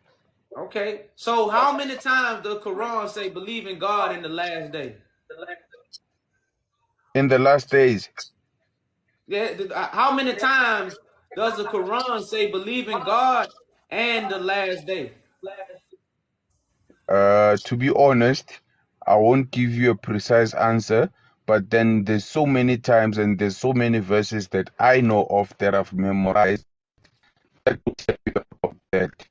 amana billahi wa malaikatihi wa kutubihi wa rusuli wal yawmil akhir. That means believe in God, believe in his angels, believe in his books and revelations, and believe in the last days to come. Correct. And that's By what the I believe in. Because, wow. like I said, all these writings, they was gonna happen in the last days. We've been lied to by the people who stole it. They changed time. So when God time come, you won't recognize it. Muhammad was given a revelation, not a teaching. So Thank the vision you. of Thank God you. was revealed to Muhammad. Finally, somebody said it. You, my Yeah, he man. was revealed of revelation. So revelation is about things that's to come. So when people pick up the Quran, you're not learning about God. It should be giving you understanding about the things that God will do and when they're gonna take place. That's why I Okay. read the Quran. I'm not against the Quran. I'm just against Yeah, yeah. religion. I'm against all religion, not the books, Okay. because the books tell the truth. It's religion that's lying. Yeah, but then there is a verse in the Quran, right? Um, I'll get I think it's Surah. No, let me not just guess the Surah, but let me give you the verse. The verse says, Al yawma akmaltu dinuk. As for today, I have perfected your religion, and I have chosen your religion as Islam. I will Well, check up the verse. I don't know if you're familiar with that verse. yeah. Yeah. I had another So, Muslim tell it to me. But like I so tell people, yeah. Islam has a meaning. Islam means to Yes, get to yes. God. Islam don't mean join a religion. Islam is an action word. You can't submit to God because you say you Islam. Because anybody can say they Islam, but can't know anybody submit to God. So the true religion is to submit to God. And the only way you submit to God, you submit to the truth. So if God got a Wow. messenger in front of you and the messenger telling you the truth, that's when you're going to really find out if you are Islam or you not. Because if Yeah, God yeah. messenger in front of you and you don't submit to God messenger, no matter what you say, You Islam, you're really not. Because you just didn't submit to God. Okay. Yeah, You know, yeah. You're making 1,000% sure statement there. Nobody has ever said those kind of words to me. You're the first African person that I'm getting to have a dialogue who makes much more sense than I've ever heard before. So the ultimate golden question, according to your perfect statement, I would like to ask. I don't know if would you mind? oh yeah, go ahead, brother. Yeah, man, you know, we brothers, so we speak as brothers, bro. So, Yeah, my brother. So, in a way, my brother, if ever you're saying that Islam, it's a way of life in a way in terms of submitting to God, right? correct. So, would we, as a humankind, consider Adam, Abraham, Jacob, David, and all the other prophets or messengers whom were sent by God to be Muslims, to be qualified to be called Muslims because they've submitted their will to God. Okay. Nobody has ever said worship me. Correct. Wow, wow, my man, where from the planet Earth are you from?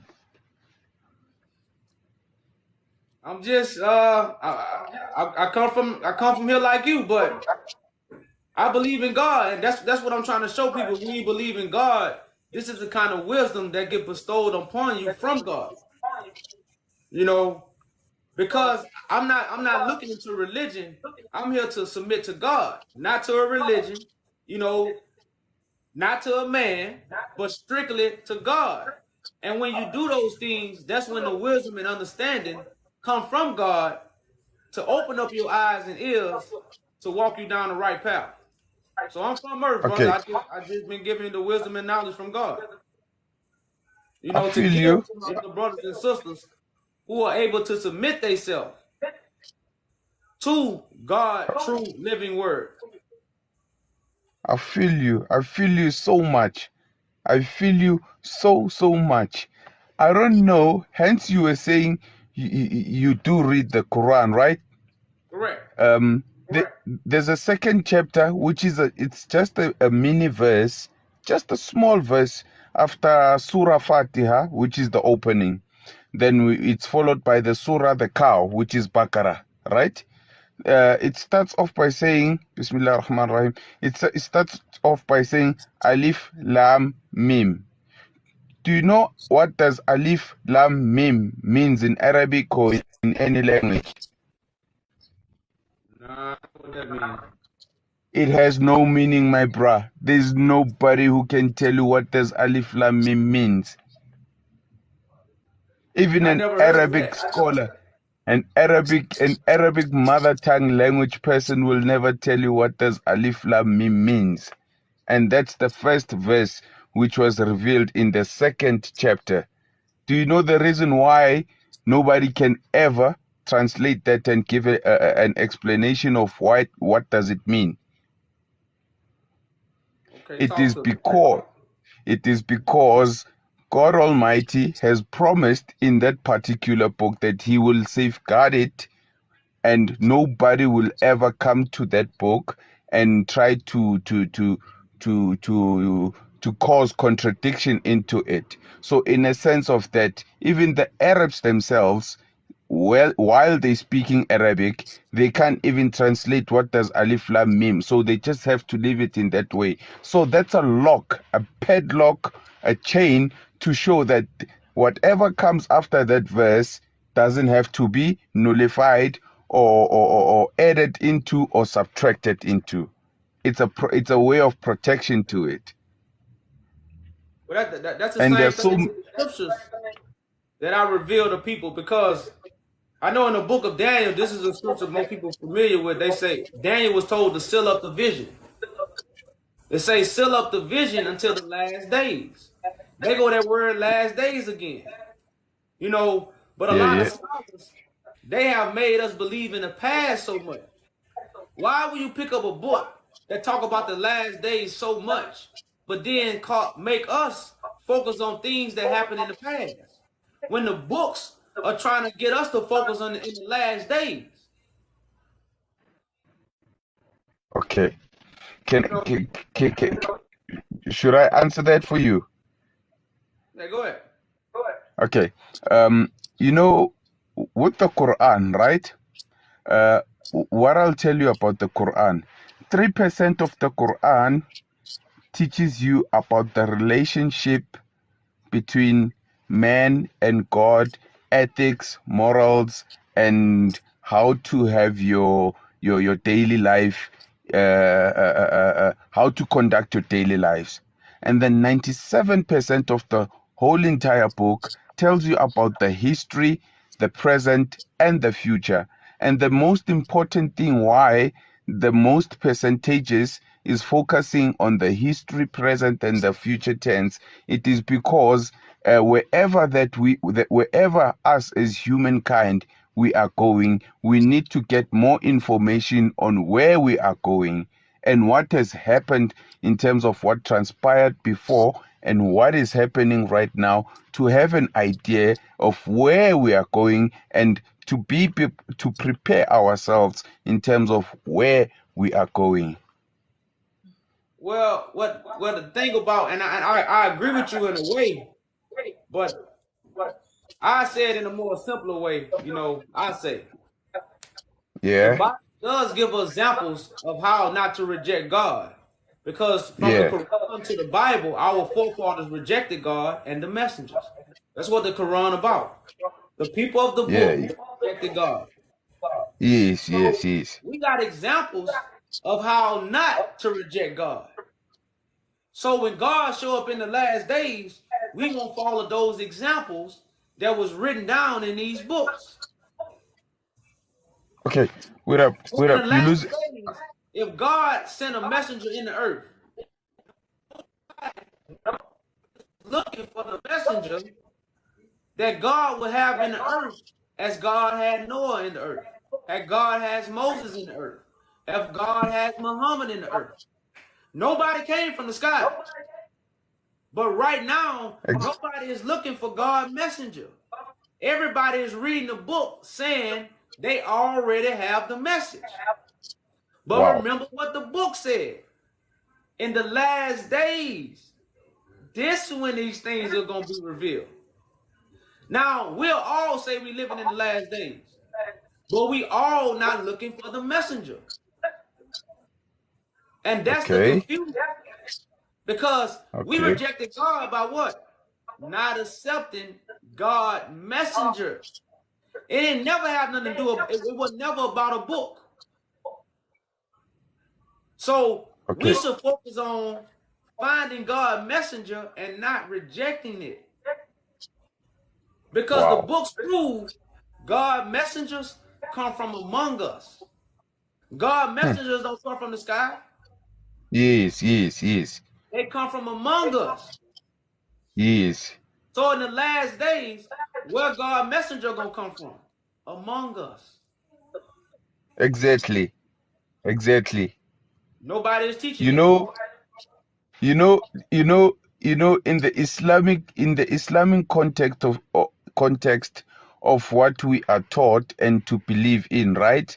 It is that uh they are sayings of God which are direct, which came from the angel Gabriel. We call him Jibrail, peace be upon him. That's how the Quran was revealed. I love the word that you used, which is revealed, right? That's how it was revealed. So there's a difference between the Quran and Hadith. We've got Hadith. Hadith is the sayings and the actions of the prophets. I don't know if we in line, my brother. Yeah, I understand. Yeah. Yeah.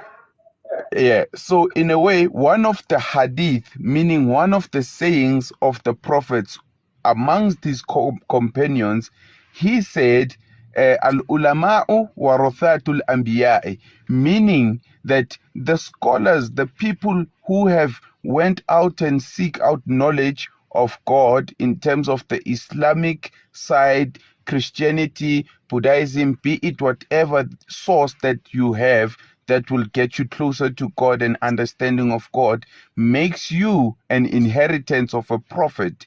It's not that you become a prophet, but whatever knowledge that you encompass, it's as if you're representing the prophets. That is why in the olden days, people used to even ask and like mock at the prophets and the messengers to say, why did not God send angels in order for God to make us believe in him instead of him sending prophets in human flesh form? That made the belief to be less, just because the same kind of people who were created out of semen or dust or clay were brought as prophets. So that is why we get the confusement upon there. I don't know if I'm making sense. Well, yeah, but you know, angels are in flesh. Angels are not in the sky. That's another deception that we have been given.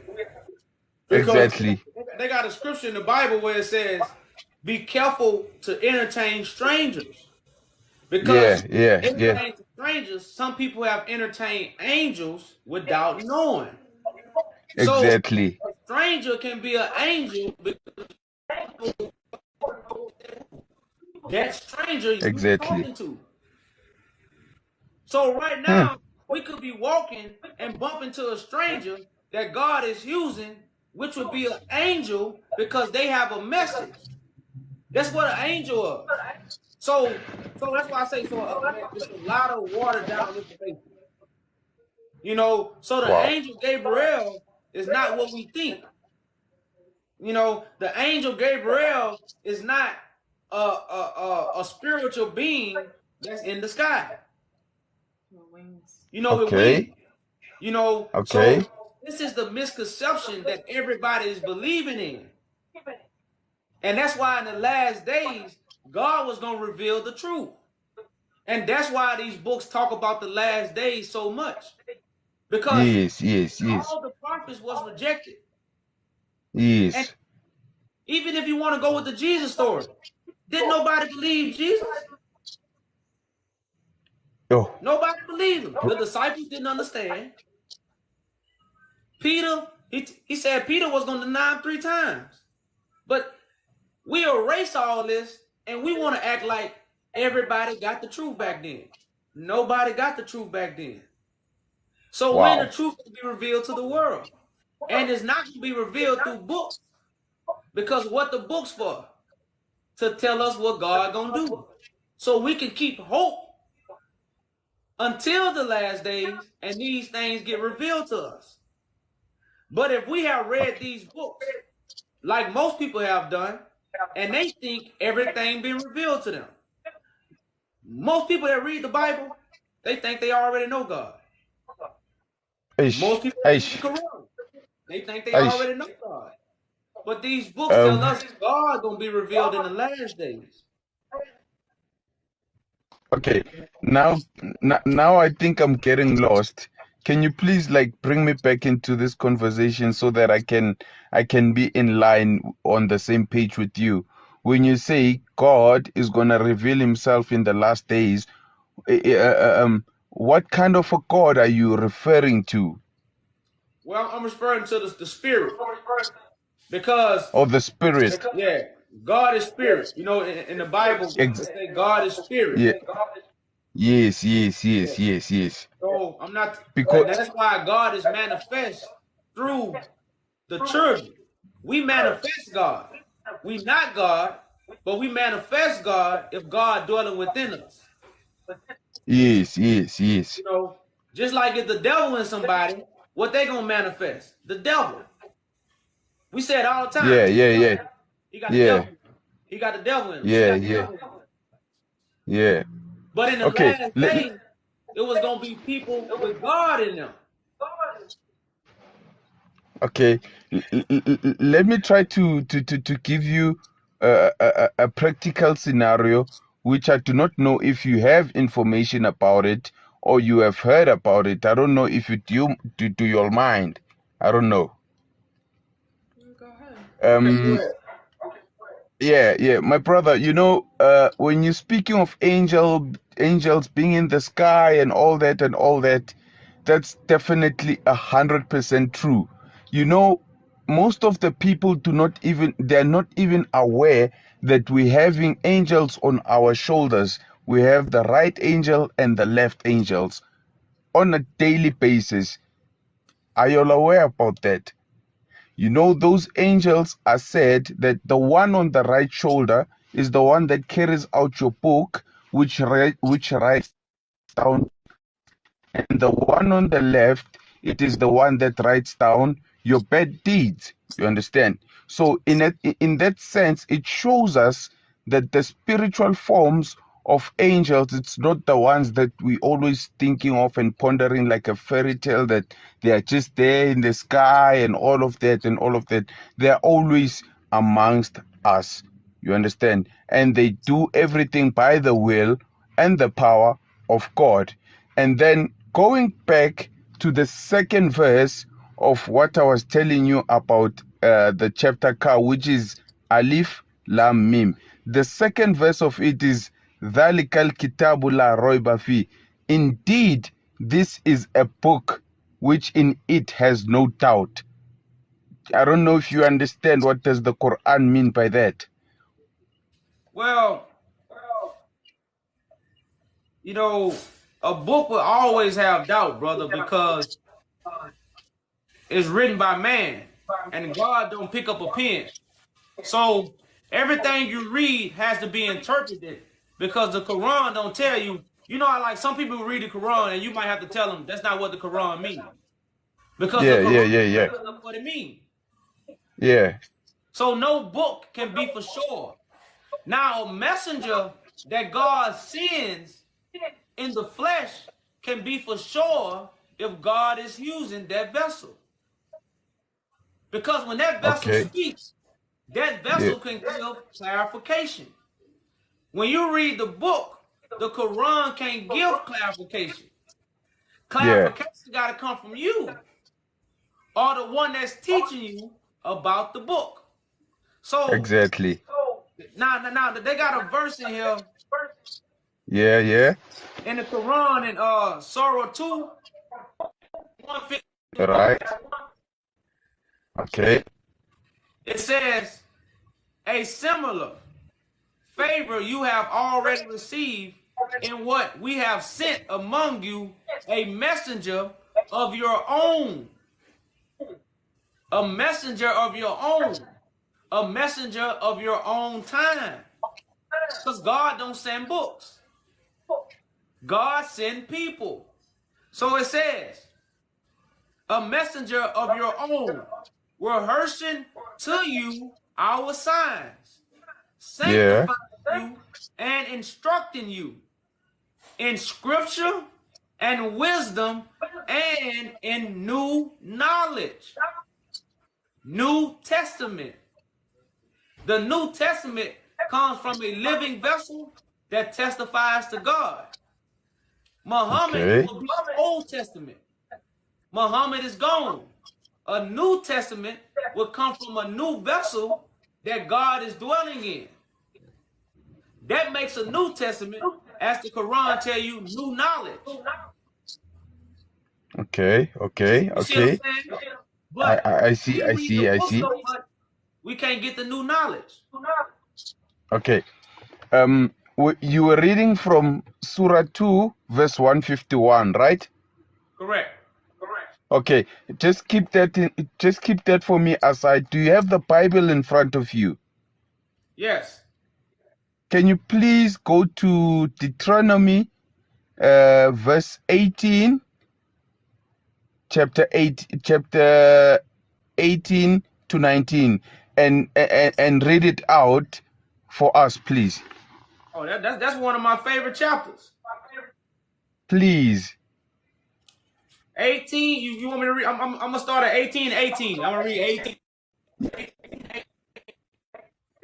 Yes, please do, my brother. Please. I'm in Deuteronomy 18. I'm gonna start at verse 18. It says, Yes. I will raise them up a prophet from among their brethren, like unto thee, and I will put my words in his mouth, and he shall speak unto them all that I shall command him. And it shall come to pass that whoever will not hearken unto my words, which he shall speak in my name, I will require it of him. That's the verse, my brother. So I don't know, what would you, I wouldn't want anybody's interpretation or anybody's perspective about that particular verse.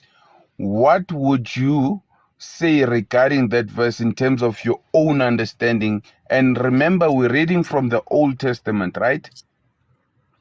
Correct. Which But is the Moses' book of writings are Moses. about Christ. Correct. We read from the Old. Yes. Yeah, but Moses is prophesying of a later time. But the understanding of this verse, how does God put his words in mouths, not in books. The books Okay. are the will. So Moses is prophesying about God putting a word in a prophet's mouth. Lovely. You see what I'm Lovely. saying? Lovely. So God don't Lovely. change. Lovely. Lovely. So That's where I how can wanted to God go. change and start putting his word in a book? That's a lie. Okay. God, No, the books, that's what, I just want to say is I'm that's getting what, back and forth. The books yeah. are the will of God, not the word. Okay. That's where I wanted to go. Okay. The Quran that you have, right? The Quran that you have. Please go to. Okay, is there any similitudes that you have found between the verse that you just read now from the Quran, chapter 2, 151, and Deuteronomy 18:18? Have you ever found something that is similar, anything similar to it? Oh yeah, yeah. Let's go to chapter 2, 116. Yeah.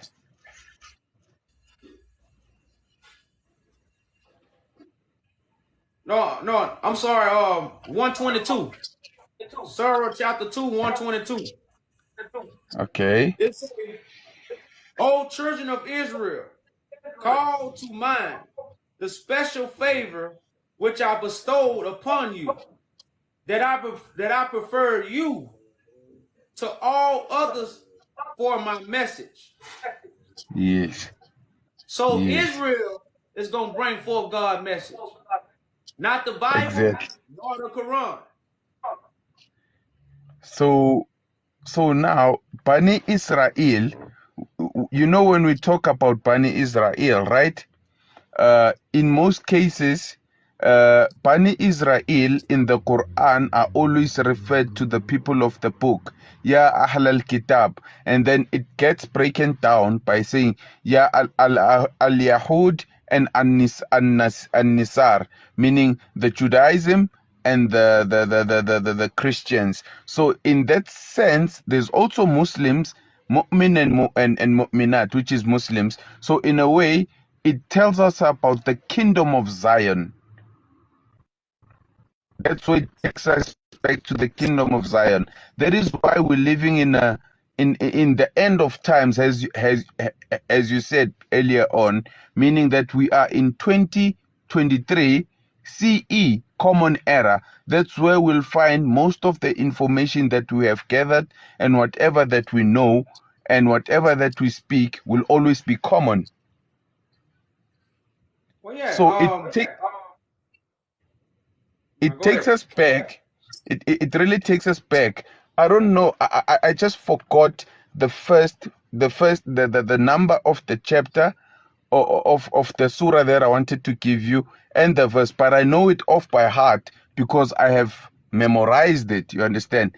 The first verses that were revealed to Prophet Muhammad, peace be upon him, were Iqra, meaning read or recite. Bismi rabbika alladhi khalaq, in the name of your Lord who created mankind. Iqra bismi rabbika alladhi khalaqal insana min alaq. the Lord or the Rab who created man out of semen or sperm. I don't know if you get it. And then it goes on to say, Allam al insana bil qalam, the one who has taught man how to use a pen. Those were the first 5 verses to be revealed to Muhammad without being written down, instructed by Gabriel for him to recite. And Muhammad said, I do not know how to read. And then he shook him. He said, I do not know how to read. He said, follow my instructions of what I am saying. So he memorized those words which were given to him by God from Gabriel without any pen, without any writing. He memorized them in head. So as time went by, those verses and those chapters were memorized, and they ended up being written down in order for them to be preserved in a manner that it should be in context. Well, and like I say, I don't really, go against that too much because that's neither, that's neither here or there. But man, when I deal with those understanding when it comes to what prophets was revealed, Yeah, I don't really go into those conversations a lot because a lot of people get in their feelings about it. I'm more into the fulfillment of the prophecy because yeah. getting the job done. Because we have became a nation of people that's a part of a struggle and that's a part of a suffering, and we rather talk about it than find solutions. So I'm a Yes, man of yes, both. That's why I don't really get into a lot of those conversations. But like I say, that it get into a lot of he say she say because none of yes, us was yes. there. But Was right there? now Yeah, we are here, and if we all supposed to be connected to God, men and women of God, then we should be able to do the will. You know, exactly. if you're gonna say you're a man of God, I'm gonna say I'm a man of God. We should be able to come together on one common goal because it's one God at Yes, the end of the day, and do God's will rather than talk about our differences. You know, lovely. and Exactly. that's what religion have made us do. Religion make us focus on our differences rather than, damn, brother, we believe in one God. Well, what's the But then, will? You know, no, check this out, my brother. Check this out. Check this out. Yo, evolution. You know where the denominator, the common denominator of the flesh being who was a prophet to who brought the message, right, makes us to be in confusement because of the way of how people take him in terms of their belief. When you say we believe in one God, if we can go back to the umbrella of the kingdom of Israel, you would find that somewhere, somehow, the Jews would reject Jesus Christ, and we as Muslims, we do accept Jesus Christ. But then when you go back to the Christianity part, now that's where you'll find that there's a misunderstanding because they also take Jesus Christ, peace be upon him, as a God or a part of being a God in Trinity. correct. So when you Correct. say we believe in the same God, But that's you where gotta think about Christianity pardon? teachings. Christianity teachings don't come from the Bible; it comes from man. Because in the Bible, Christ tell you to worship God. Christ say, "Don't worship me, worship God." Yeah, So how could Christ? yeah, my So man. that don't come from the Bible. That come from the people that's in religion teaching the Bible. That's what misleading the people. Hey man, give that man a bells, man. Finally somebody said it, my man. Ayo, I salute you so much, man. I salute you so much for your intellectual, for your common understanding, your basic reasoning of knowledge, my man. I really appreciate your words in order for you to get to understand. So basically, I'm sorry, I'm going to say this live, right? But I think I'll have to mention it somewhere, somehow, and ask for opinion.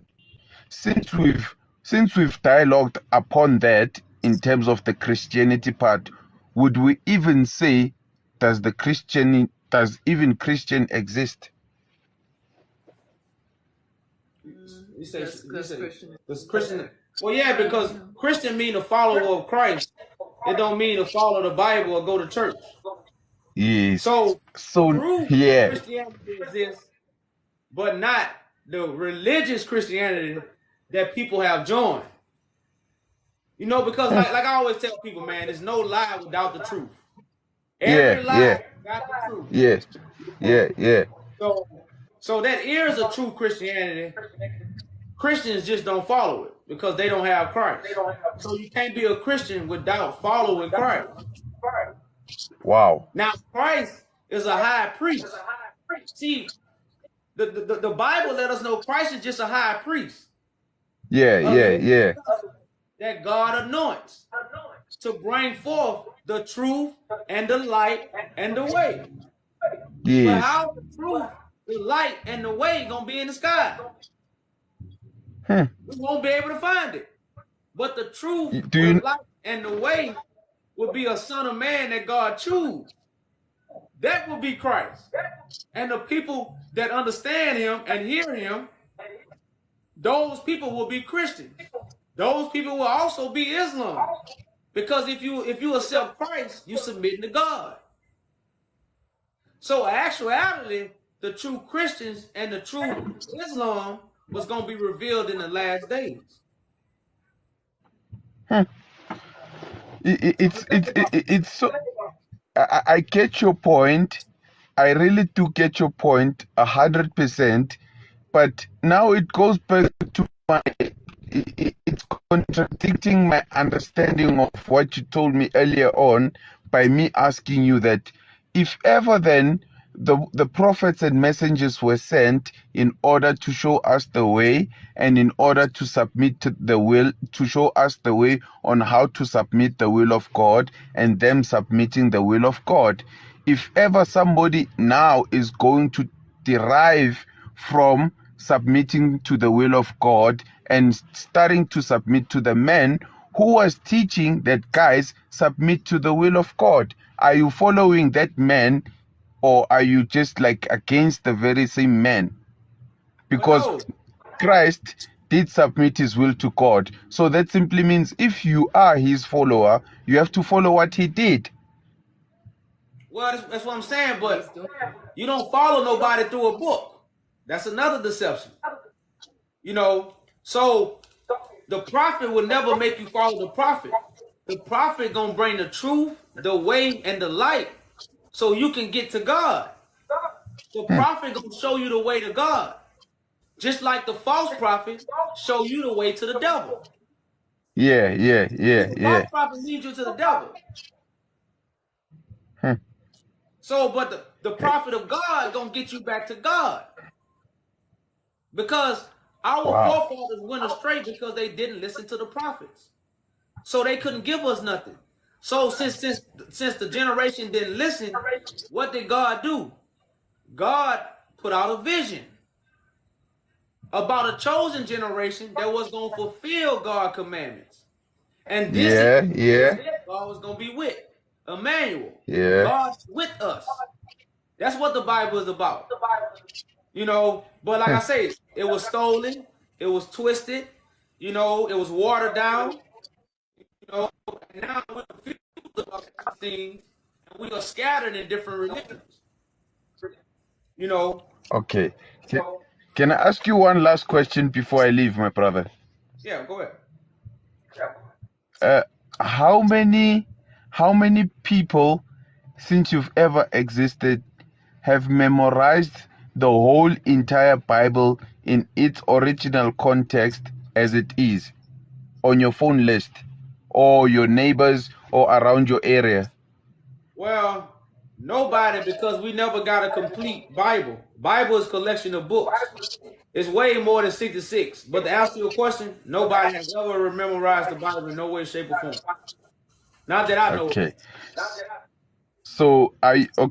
So if you are saying so, are you aware that the original context of the Quran has been memorized by hundreds of millions across the globe of the earth? Are you aware of that? Oh yeah. I actually met a brother that was my age. And he was a what you call him? Admin. What you call him? Hafiz, a Yeah. Hafiz. Yeah, so he had memorized the Quran. I got a chance to sit down and speak with him. I went to a mosque. It was a couple years back. So yeah, Yeah, and yeah. that's when I first realized that this was something you had to do to become that. But like I was saying earlier, you know, if there was, that's just something that men accomplish, which I don't want to diminish it like it ain't. It Yeah, ain't yeah, yeah, yeah. important, Yeah, yeah. but it's not the knowledge of God. Because if you just think of if a million people in the world got the knowledge of God, the devil would be in control.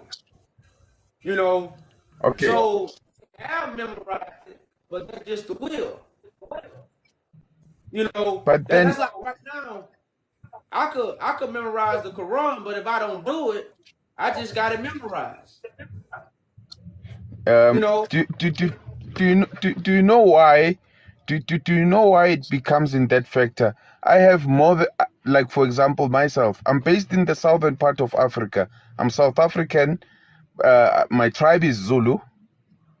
I'm basically, I am a Zulu person.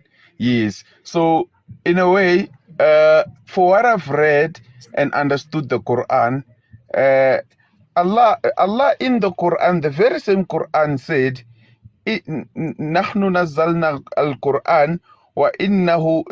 Okay, we have sent down and revealed the Quran, innahu lahafidun, and we are the one who are going to protect it. So one of the other ways on top of that to protect the Quran, whether the person understands or not, but for the sake that that person memorized the whole entire book from cover to cover, it is a sign to show the miracle that that book will never perish, because hundreds and millions have memorized that book. If somebody was to make a mistake in one verse, we'll find 3 or 4 who will correctify that person, meaning that book will always remain in its original context for eternity. Even if we were to burn all the Qurans or put them in the ocean, within an hour or 30 minutes, that book would be rewritten. Are you aware? oh yeah, and like I say that's why I say I don't want to downplay, what people do because it takes a lot to memorize a book this big. So I don't downplay it. I understand it's the way, but remember, you can't get rid of God either. You know, Exactly. That's so, true. That's so true. you can't. So if God is, you can't get rid of God. That's why I always lean on God. The books.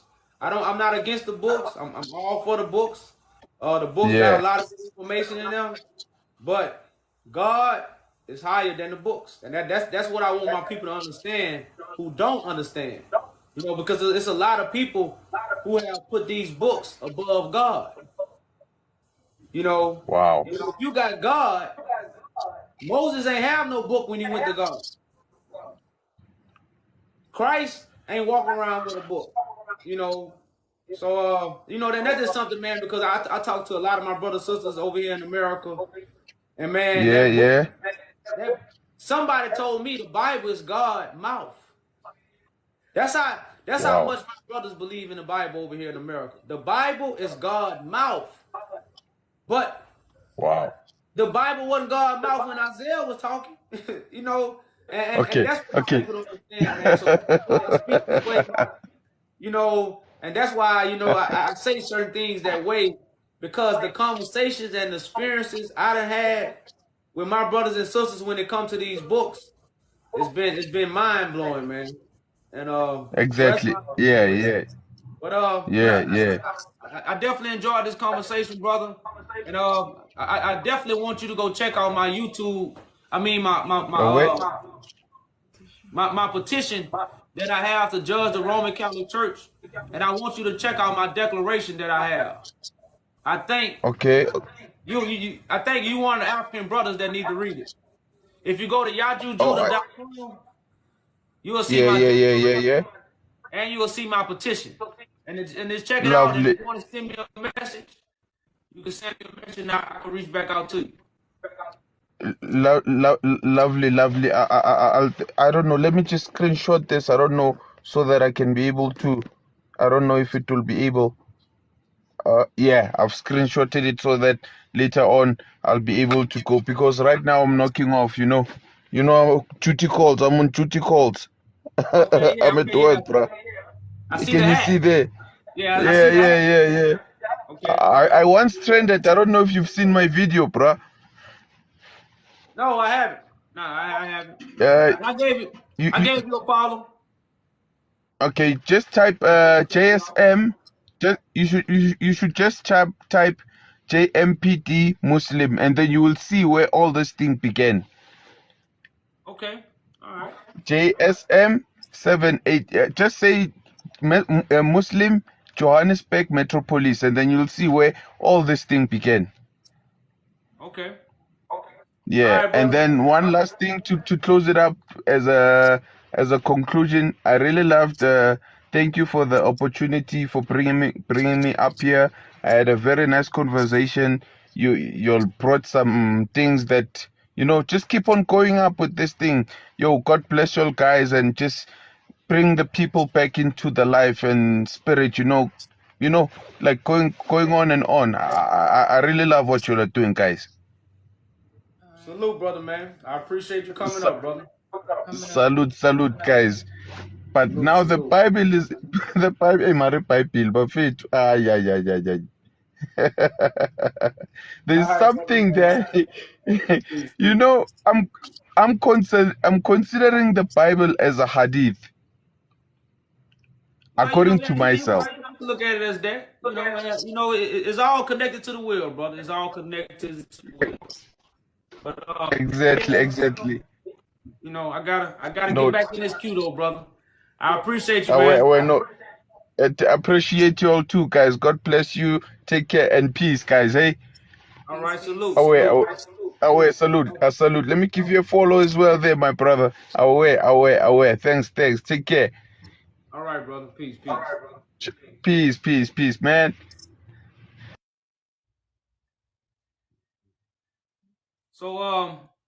So yeah, y'all. I'm glad people got to hear that. Between a Muslim and y'all know what I proclaim. So, but people seen two men of God, no matter what. That's how two men of God that might be in two different religion, but able to have what? A conversation about unity. That's God. Because even though he's a Muslim, he not married. You can see he's not married to a Muslim. You can tell what he's doing is for God because you can tell the way he listens. But when you don't have the kind of mind like that, most people marry their religion and forget about God. And that's those the people I'm talking to. Because at the end of the day, when God is revealed, people gonna come to God no matter what religion they in. If you a Christian, Hebrew, whatever, when you really see God, you're gonna walk away and you're gonna come to God. And that's what the truth is for. That's what the message is for.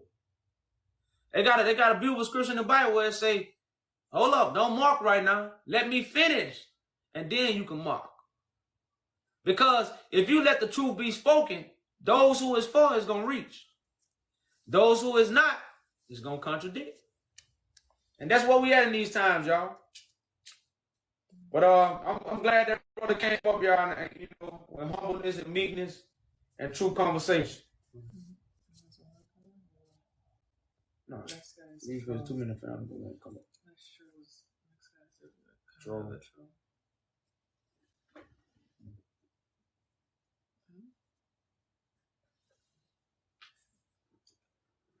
What we was coming up here for is to talk about the siege of Magdala. You give them a rundown on it.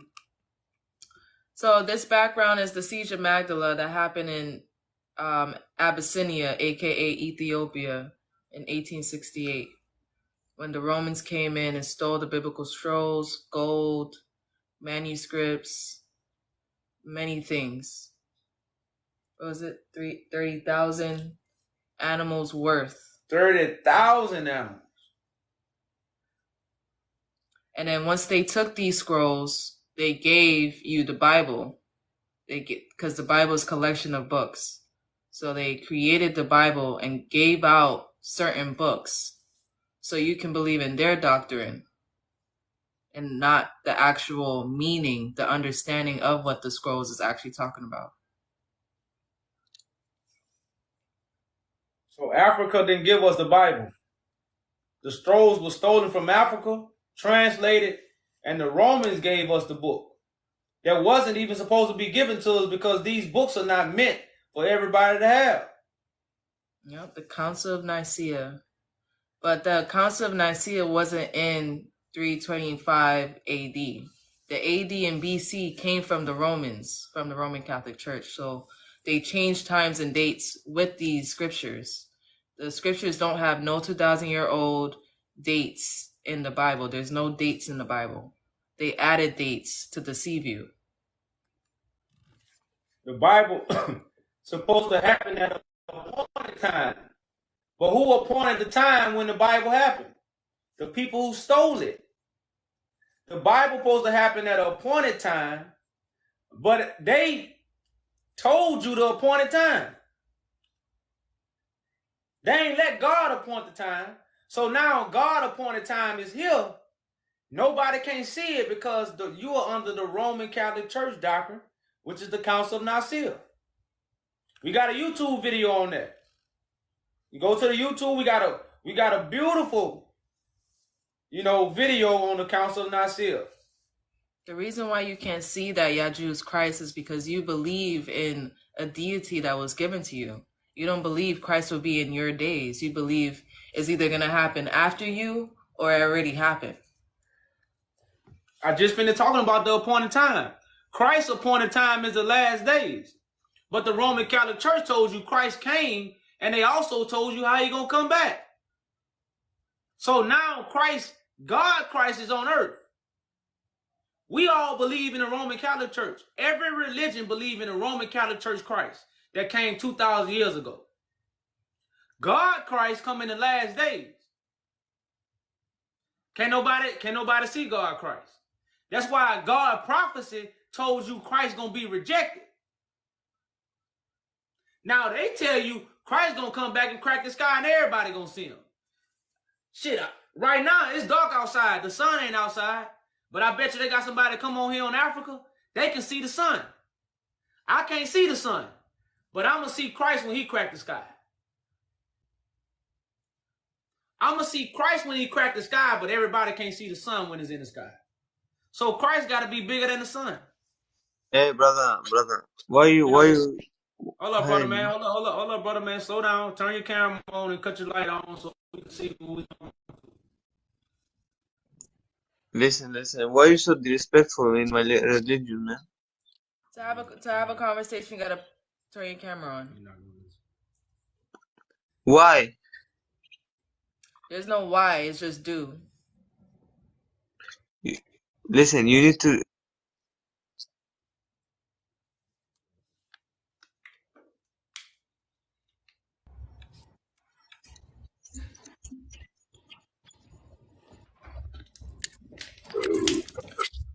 Yo, how y'all doing?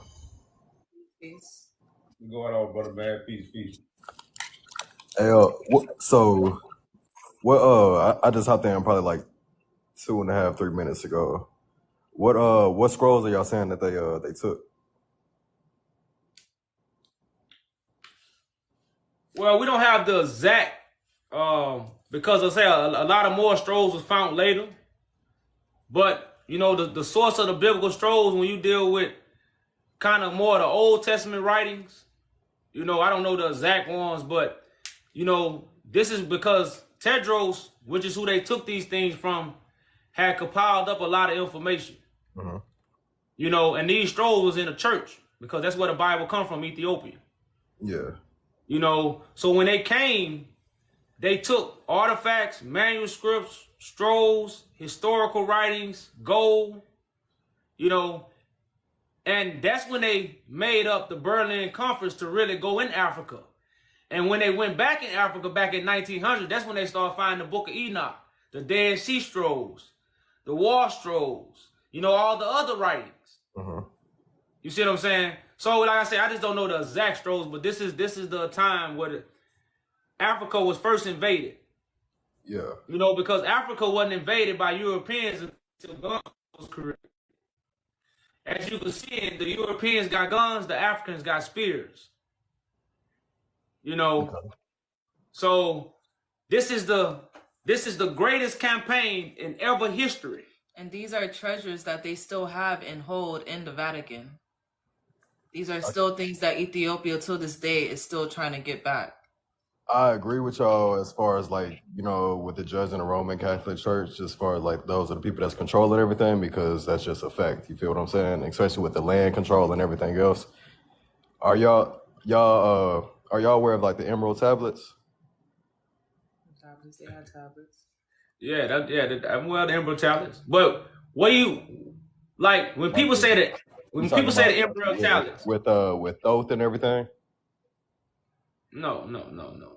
That ain't, you know, I'm not really too familiar with that, because when I really go into those writings, that's the same story, just in a different language. Like right now, we Africans. See, the thing about these stories, they predate any written Bible by like thousands and thousands of years. They come from the pyramids. It's a fact. But that's why I'm saying the Bible is just a vision. So if you seen the vision, I seen the vision, you know, she seen the vision, a couple other people seen the vision, and it all came from God. Yeah, somebody know what came first. It's one vision. Somebody know what I'm talking about in the comments. They just said no, brother. We really saying like the dates, like the dates that you were given about certain things don't add up. Yeah, it don't come from us. Like the Bible wasn't dated. You know, there's no dates. The Roman put the dates on the Bible after they stole it. You know, the scrolls, all these scrolls they found with no dates on it. You see what I'm saying? We don't have African dates. I'm talking about like the stones, you know, with the hieroglyphics and stuff that has been here way. Who gave you the dates with the stone? You gotta understand the Bible was first in symbols, but you are correct. The symbolism was for the words. It wasn't words on the stone, it's symbolism. So it's a lot of symbolism in the Bible that comes from the stones.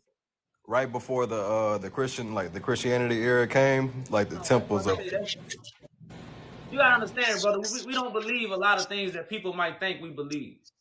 So we don't hold the doctrine that we have been given by the Europeans. That's what I'm saying, but Egyptology comes from Rome. It's no Egypt. When you deal with Egypt, you're dealing with idol worship. So what our people doing? What our people was doing in Africa? Idol worship. Some people was worshiping the sun. Some people worship an animal. Some people worship water. Some people was worshiping the wind. This is what our people was doing in Africa. So our people in Africa was in Egypt, not the land that the Romans named Egypt. Don't you know Romans gave the name Egypt to that land, not us? You talking about the land of Kim? Kemet, yeah. Yeah, the land of Kemet is the land of black people. Yeah. But they named it Egypt. And now we think that's where Egypt at. So all that's deception, man, because Egypt was never on the map. Egypt was idol worship. You know, so like I say, when we deal with these stories, man, it's symbolism about the fulfillment. These stories, man, it's symbolism about the fulfillment. These stories, man, it's symbolism about the fulfillment. These stories, man, So when you get you might have come back in.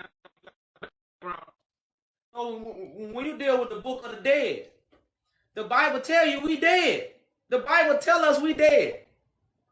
But if people read the Book of the Dead and think they reading something other than the Bible, you read the same book. Because what do the Bible tell you? We dead. We got to be awakened. And like, you know, but if we don't have the understanding when we get these books, we'll think it's something new when it's just the same old story. Was it this guy? Or was it? I think it's that guy.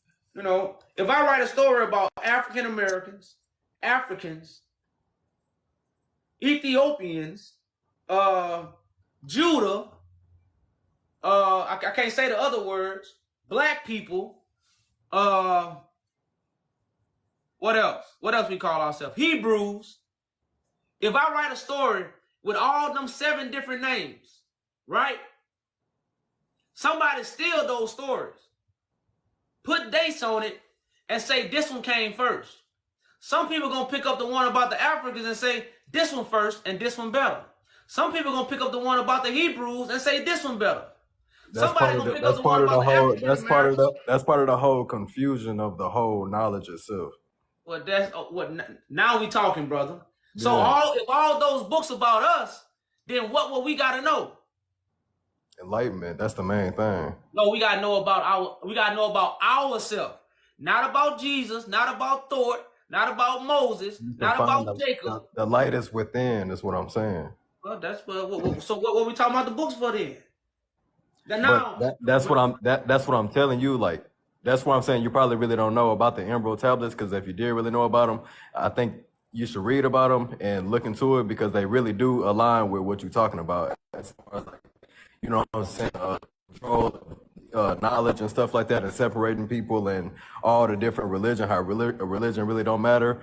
And with Yahweh, how that's even embedded in our DNA type stuff. You know what I'm saying? So it's like all the scientific facts behind it and everything that you can actually prove with people instead of just having belief in this and this and this.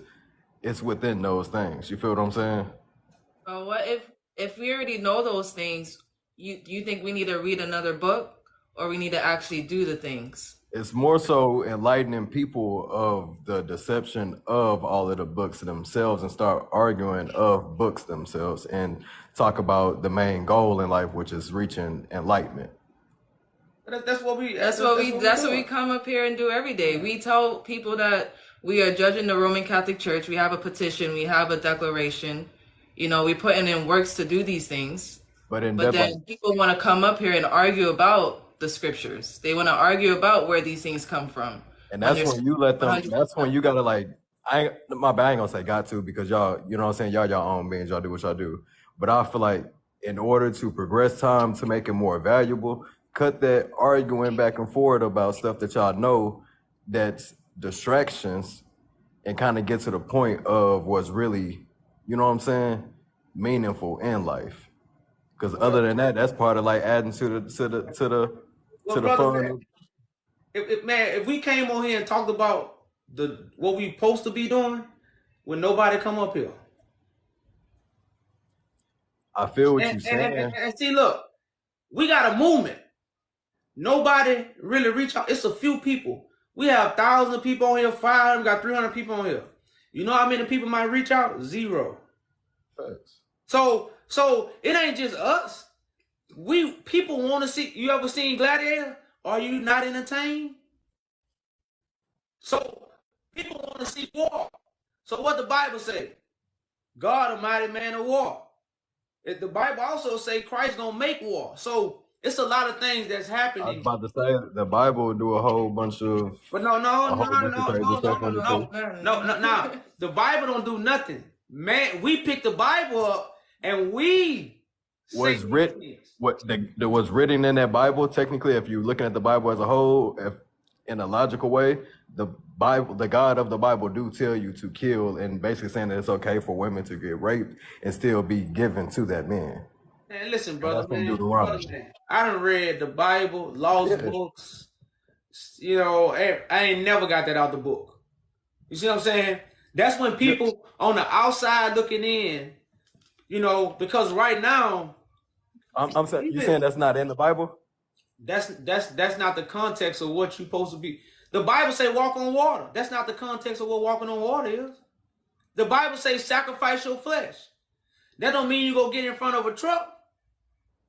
The Bible say eat the flesh of Christ. That don't mean I'm gonna walk up to Christ and bite him. Cannibalism right there. That's what. It's not that's okay. Hey, brother man, the Hail Mary song. Pac said God said He should send His one begotten Son. Pac said eat my flesh, but Pac wasn't telling you to eat him. He was saying listen to his message. That's coming from what? His flesh. I hear all the parables and all the, like, you know what I'm saying, the stories and stuff, but like, what comes from that? Christ spoke in parables. Brother, parables make you think. That's like right now. If I'm speaking of something that was going to happen at a later time and I can't see it, the best thing I can do is tell you a parable. All right, but since we're talking about latter time, let's talk about Revelation, because I can tell you, I haven't read Revelation. That's one I haven't read that before. Let's talk about that a little bit. So, what's happening in the end time of Revelation? So educate me on that. Okay. Christ is walking the earth speaking to the angels of the churches. That's how Revelation start off. Mm-hmm. Christ walking amongst the candlesticks, which are his churches, talking to the angels of the churches to light their candlestick so we can build the body of Christ to judge the world. That's what all Revelation talk about. And many parables will tell you how the truth gonna be a whirlwind. It's gonna shake the world, so you're gonna have earthquakes. So the shaking of the world is the truth. So it's just parables and metaphors. Okay. It's like a song, it's like we rap. I made that cake today. I got the heater in my pocket. All that emphasis we put on things, that's what the Bible is. Okay, so like you're saying, with the people that control the whole world, you know what I'm saying, they've been controlling the world for a little minute now, and you say they took it and did what they did with the Bible and they canonized it, you know, the Vatican came together and they took out what they took out and did what they did. So let's say these people have a knowledge of the main knowledge, which can control everyone, you feel what I'm saying? So they have that knowledge and they make a book, and then they have this whole story and mix, having everybody fighting over who's the right God, this and this and this, when that's not even anything relevant to life in reality. You feel right. So that's what y'all saying, right? Yeah. That's why the Bible says the saints gonna judge the world. Didn't say somebody gonna crack the sky. They used the Bible to create their government that we're still under. But people don't understand the power of the Bible, of these scriptures. So how is the Bible? All right, let me ask y'all, how was the Bible created? Well, how was the Bible created? Yeah, do you think the Bible was actually like how they went down and stuff like that? No, because the Bible is not a historical book. The Bible is a prophetic book. Okay. You see what I'm saying? Moses wrote about Christ. Isaiah spoke about Christ. Jeremiah spoke about Christ. See, the thing that be messing me up is like a lot of those, like the emerald tablets and stuff, like you'll have a lot of stuff that's like word for word in there that's in the Bible. You feel what I'm saying? Well, yeah, it's the same book. That's what I'm saying. Like the Quran is the same. All these books go together. They're not separate. They want you to think they're separate. One predates the other ones way before then, and one is actually in it, like intertwined with the pyramids and all the stuff that's actually intertwined with the real world and all the stuff that really matter for real. It's a prophecy. Pyramids are like houses. Many other pyramids people are like energy other than you. Energies is like energy. Brother, a termite build a pyramid. Ants still build pyramids. Ants build pyramids right now. But you know that the pyramid is way more than just what a pyramid than an ant built pyramid, right? Not really. It's a brother. A pyramid to me is shelter. So you think it was just built and it didn't have no value to it, no nothing done, like nothing was useful with it. I didn't say it was have certain houses have value, certain don't. Certain buildings are motels. It was an advanced advanced technology. Nah, bro. It was like an old time motel. it was a sitting place for a traveler. So, man, these. And people, so scientific, but I like, bro. Let me say scientifics will say that's wrong. Well, do you believe in science? Who created science? It's not even physics, quantum physics, like the fact of like everything, like stuff that you can't deny, universal cosmic laws. You feel what I'm saying? Where did they get their information from? They got it from themselves. So basically, any information is wrong. We're not saying the information is wrong, brother. It's watered down. The Bible say Christ a fisherman To of make men. you believe that the pyramid is Let me say, I irrelevant. want to ask you a logical question because we talking. That's where Tesla get his free energy Hold little module from the pyramids. hold up, brother, man. Okay, that's what they say. But That's a fact, though. okay, but information is watered down. So why is Christ a fisherman of men? See, this is what people leave out. Christ is a fisherman of men. Why does it say that? Ask him. Because all information has been what? Watered down. Now everybody waiting on Christ to come back, which is true, but he's not going to come back the way most people what? Imagine. Because what we imagine is vain, because why? We've been Looking lied external, to. you might need to look internal for the return of it. Well, you can look internal, but Christ is a chief priest. This is what we also forgot about when it comes to God. It's a G code. When you're in the streets, you can't walk out in the streets and say, I'm the big dog. Everybody, I'm talking for everybody. You can't do that in the streets. Because you got a G code, right? With God, it's a code. It's a royal priesthood. You just can't read a book and say, I'm talking for God. Who changed? Somebody changed that law. The Roman Catholic Church. So now they got a whole bunch of people, what? Breaking the code, which is the law of God. Everybody talking, now we in Babylon. They breaking the G code. So what Christ gonna come with? The G code. Christ say, I didn't come to get rid of the law. I came to fulfill the law. So, but this is a G code that's being brought to the who? The G's. Now, the people, not nobody in the sky. So those who actually look within, they're going to find the kingdom, because the book tells us the kingdom is within us. And when they find the kingdom, they're going to help build the kingdom for what? They other brothers and sisters. Because that's what real G's do. When you get money, you bring it back to what? The hood. The true Jews is within us. That's why they call us Jews. The real Jews. We're not Jewish. We the real Jews. So we got what? The money. But it's within us. And when we find it, we bring it back to our people. How long have we been called Jews? Jews mean a jury of God. So Jews is a modern day term. None of our the letter J haven't even been around that long. Correct. That's why Jew stand for solid. You solid? Am I solid? You solid? I'm a light being.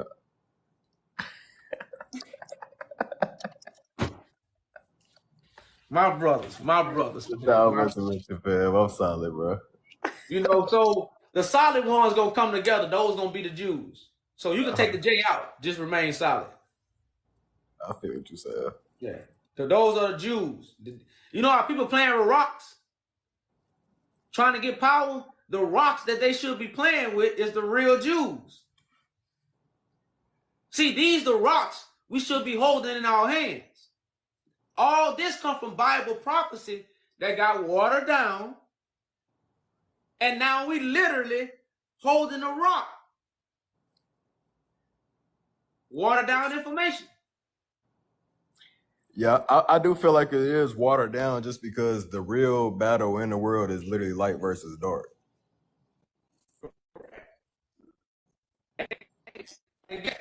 Because since you said that, we had went over the War Scrolls last night. Now, many people never read the War Scrolls. They connected to the Bible. Mm-hmm. The Roman Catholic Church, who stole them, well, who took them, they ain't want you to read it. So guess what they did? We ain't going to put this in the Bible. But the War Scrolls tell you, in the last days, it's going to be the sons of God against the sons of darkness. And that's funny because, you know, those tablets that I was talking about that predate that talks about the brothers of darkness and then the children of light, the brothers of light. So it's literally light versus dark. Light versus dark.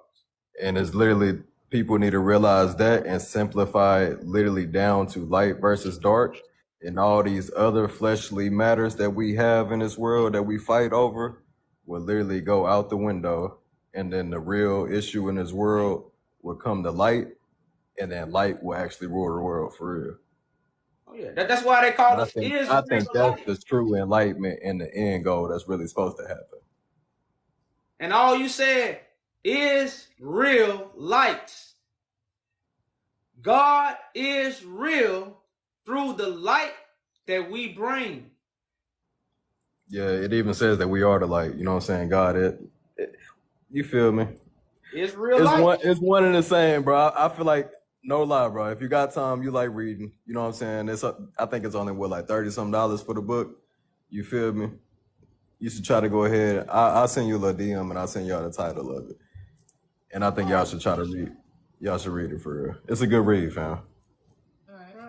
I consider it, brother, man. I see, and like I said, man, reading, bro. I don't read nothing no more. I never liked to read.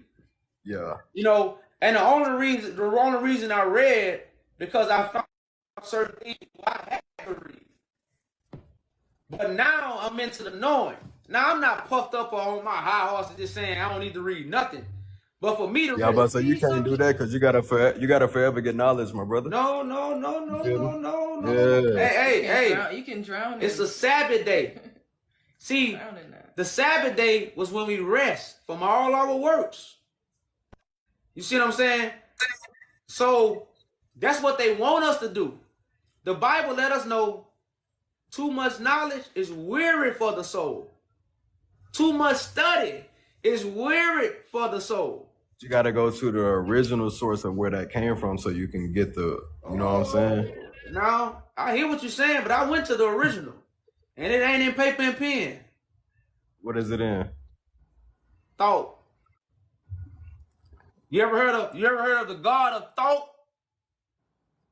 That's who thought that. You Okay, feel me? yeah. So that's the original.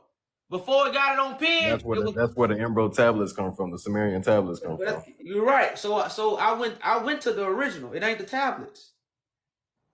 It's the thought. I feel what you're saying, but if you did, you would understand exactly what I'm saying. Oh no, I feel what you're saying. That's why I'm not going against you. I'm just showing you how I'm saying what you're saying. But if it was there, that means you have all the wisdom. You feel what I'm saying? Of the knowledge. So that means that you would know logically, like with quantum physics and stuff, and how basically, you know, your DNA holds memories and stuff like that. If you had that and was tapped into that, you would have knowledge of all of that. So we have to agree that we not. You feel me? Oh no. You might not be. I'm tapped in, homie. I feel what you're saying. I'm tapped in. Trust me. That's why I told you I'm not, man, when it comes to books, bro, I ain't read the whole Bible yet.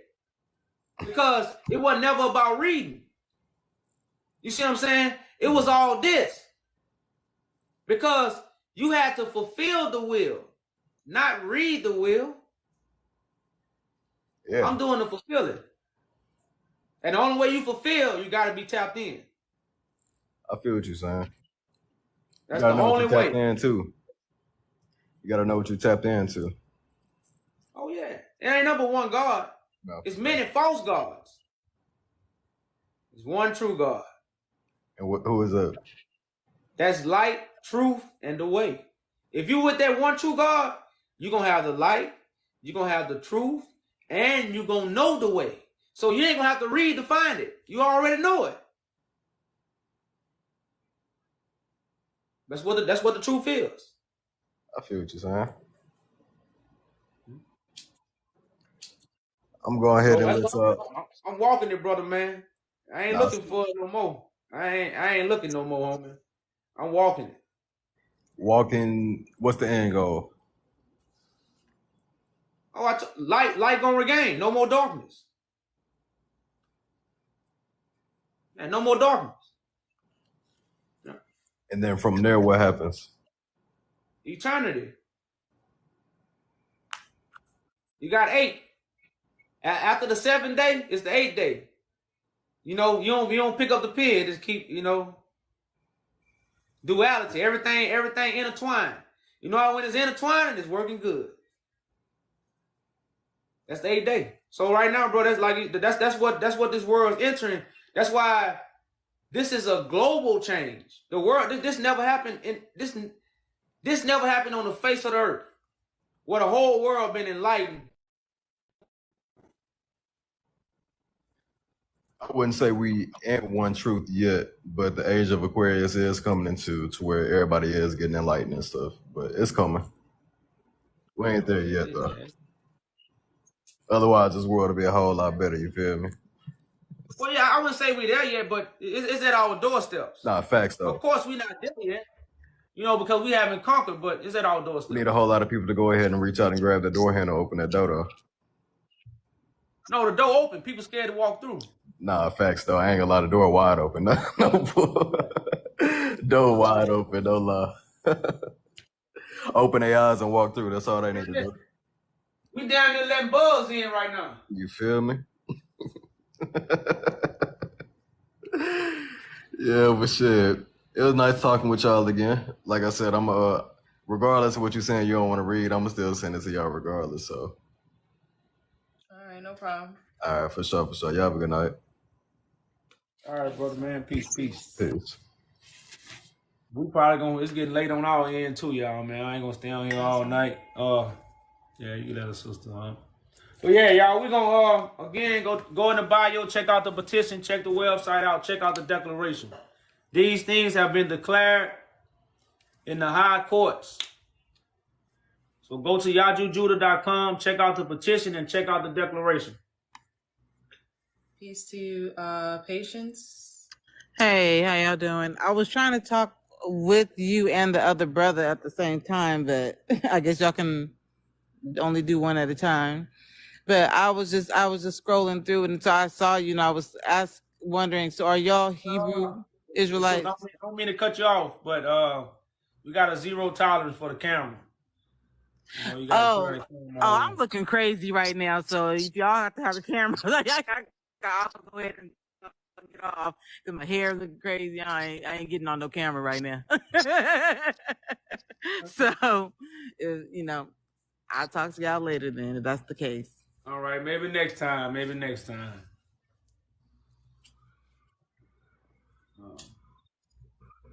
Ban you. Dang. What? Try to ban you. There? Did we talk to Oh, B-Real? there. No, yeah, he in trouble. Yeah, we in time to talk to That's, him. yeah. Let's see what. Is it Marvel?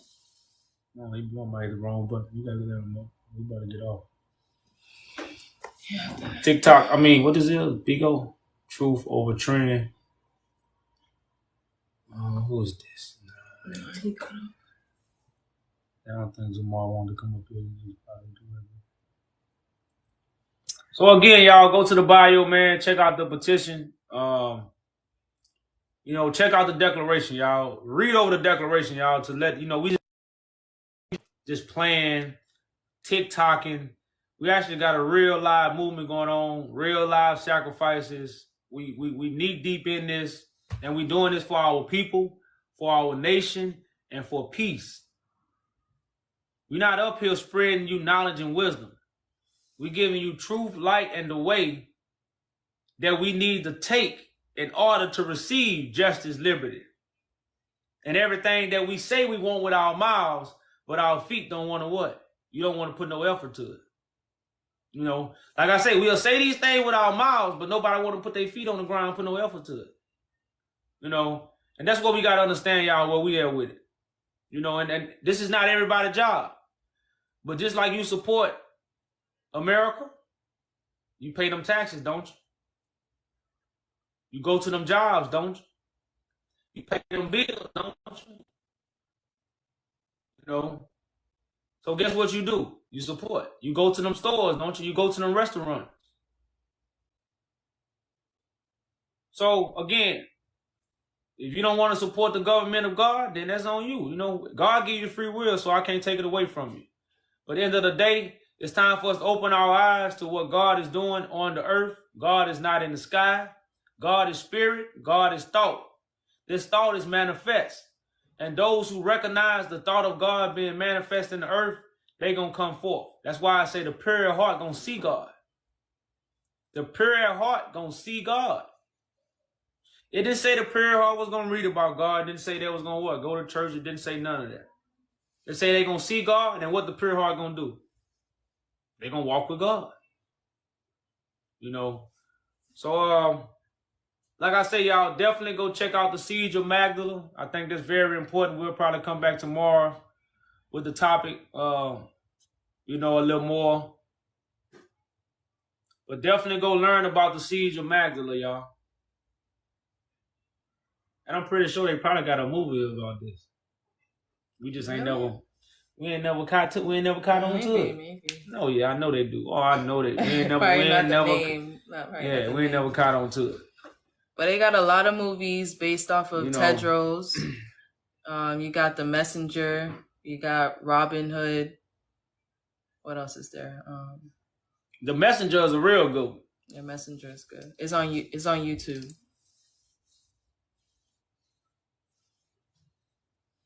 God is spirit. God is thought. So God is not really, you know, a man, a woman, or a race. Robin Hood? Yeah, Tedros is connected to Robin Hood. Yeah, we're gonna eat another burger now.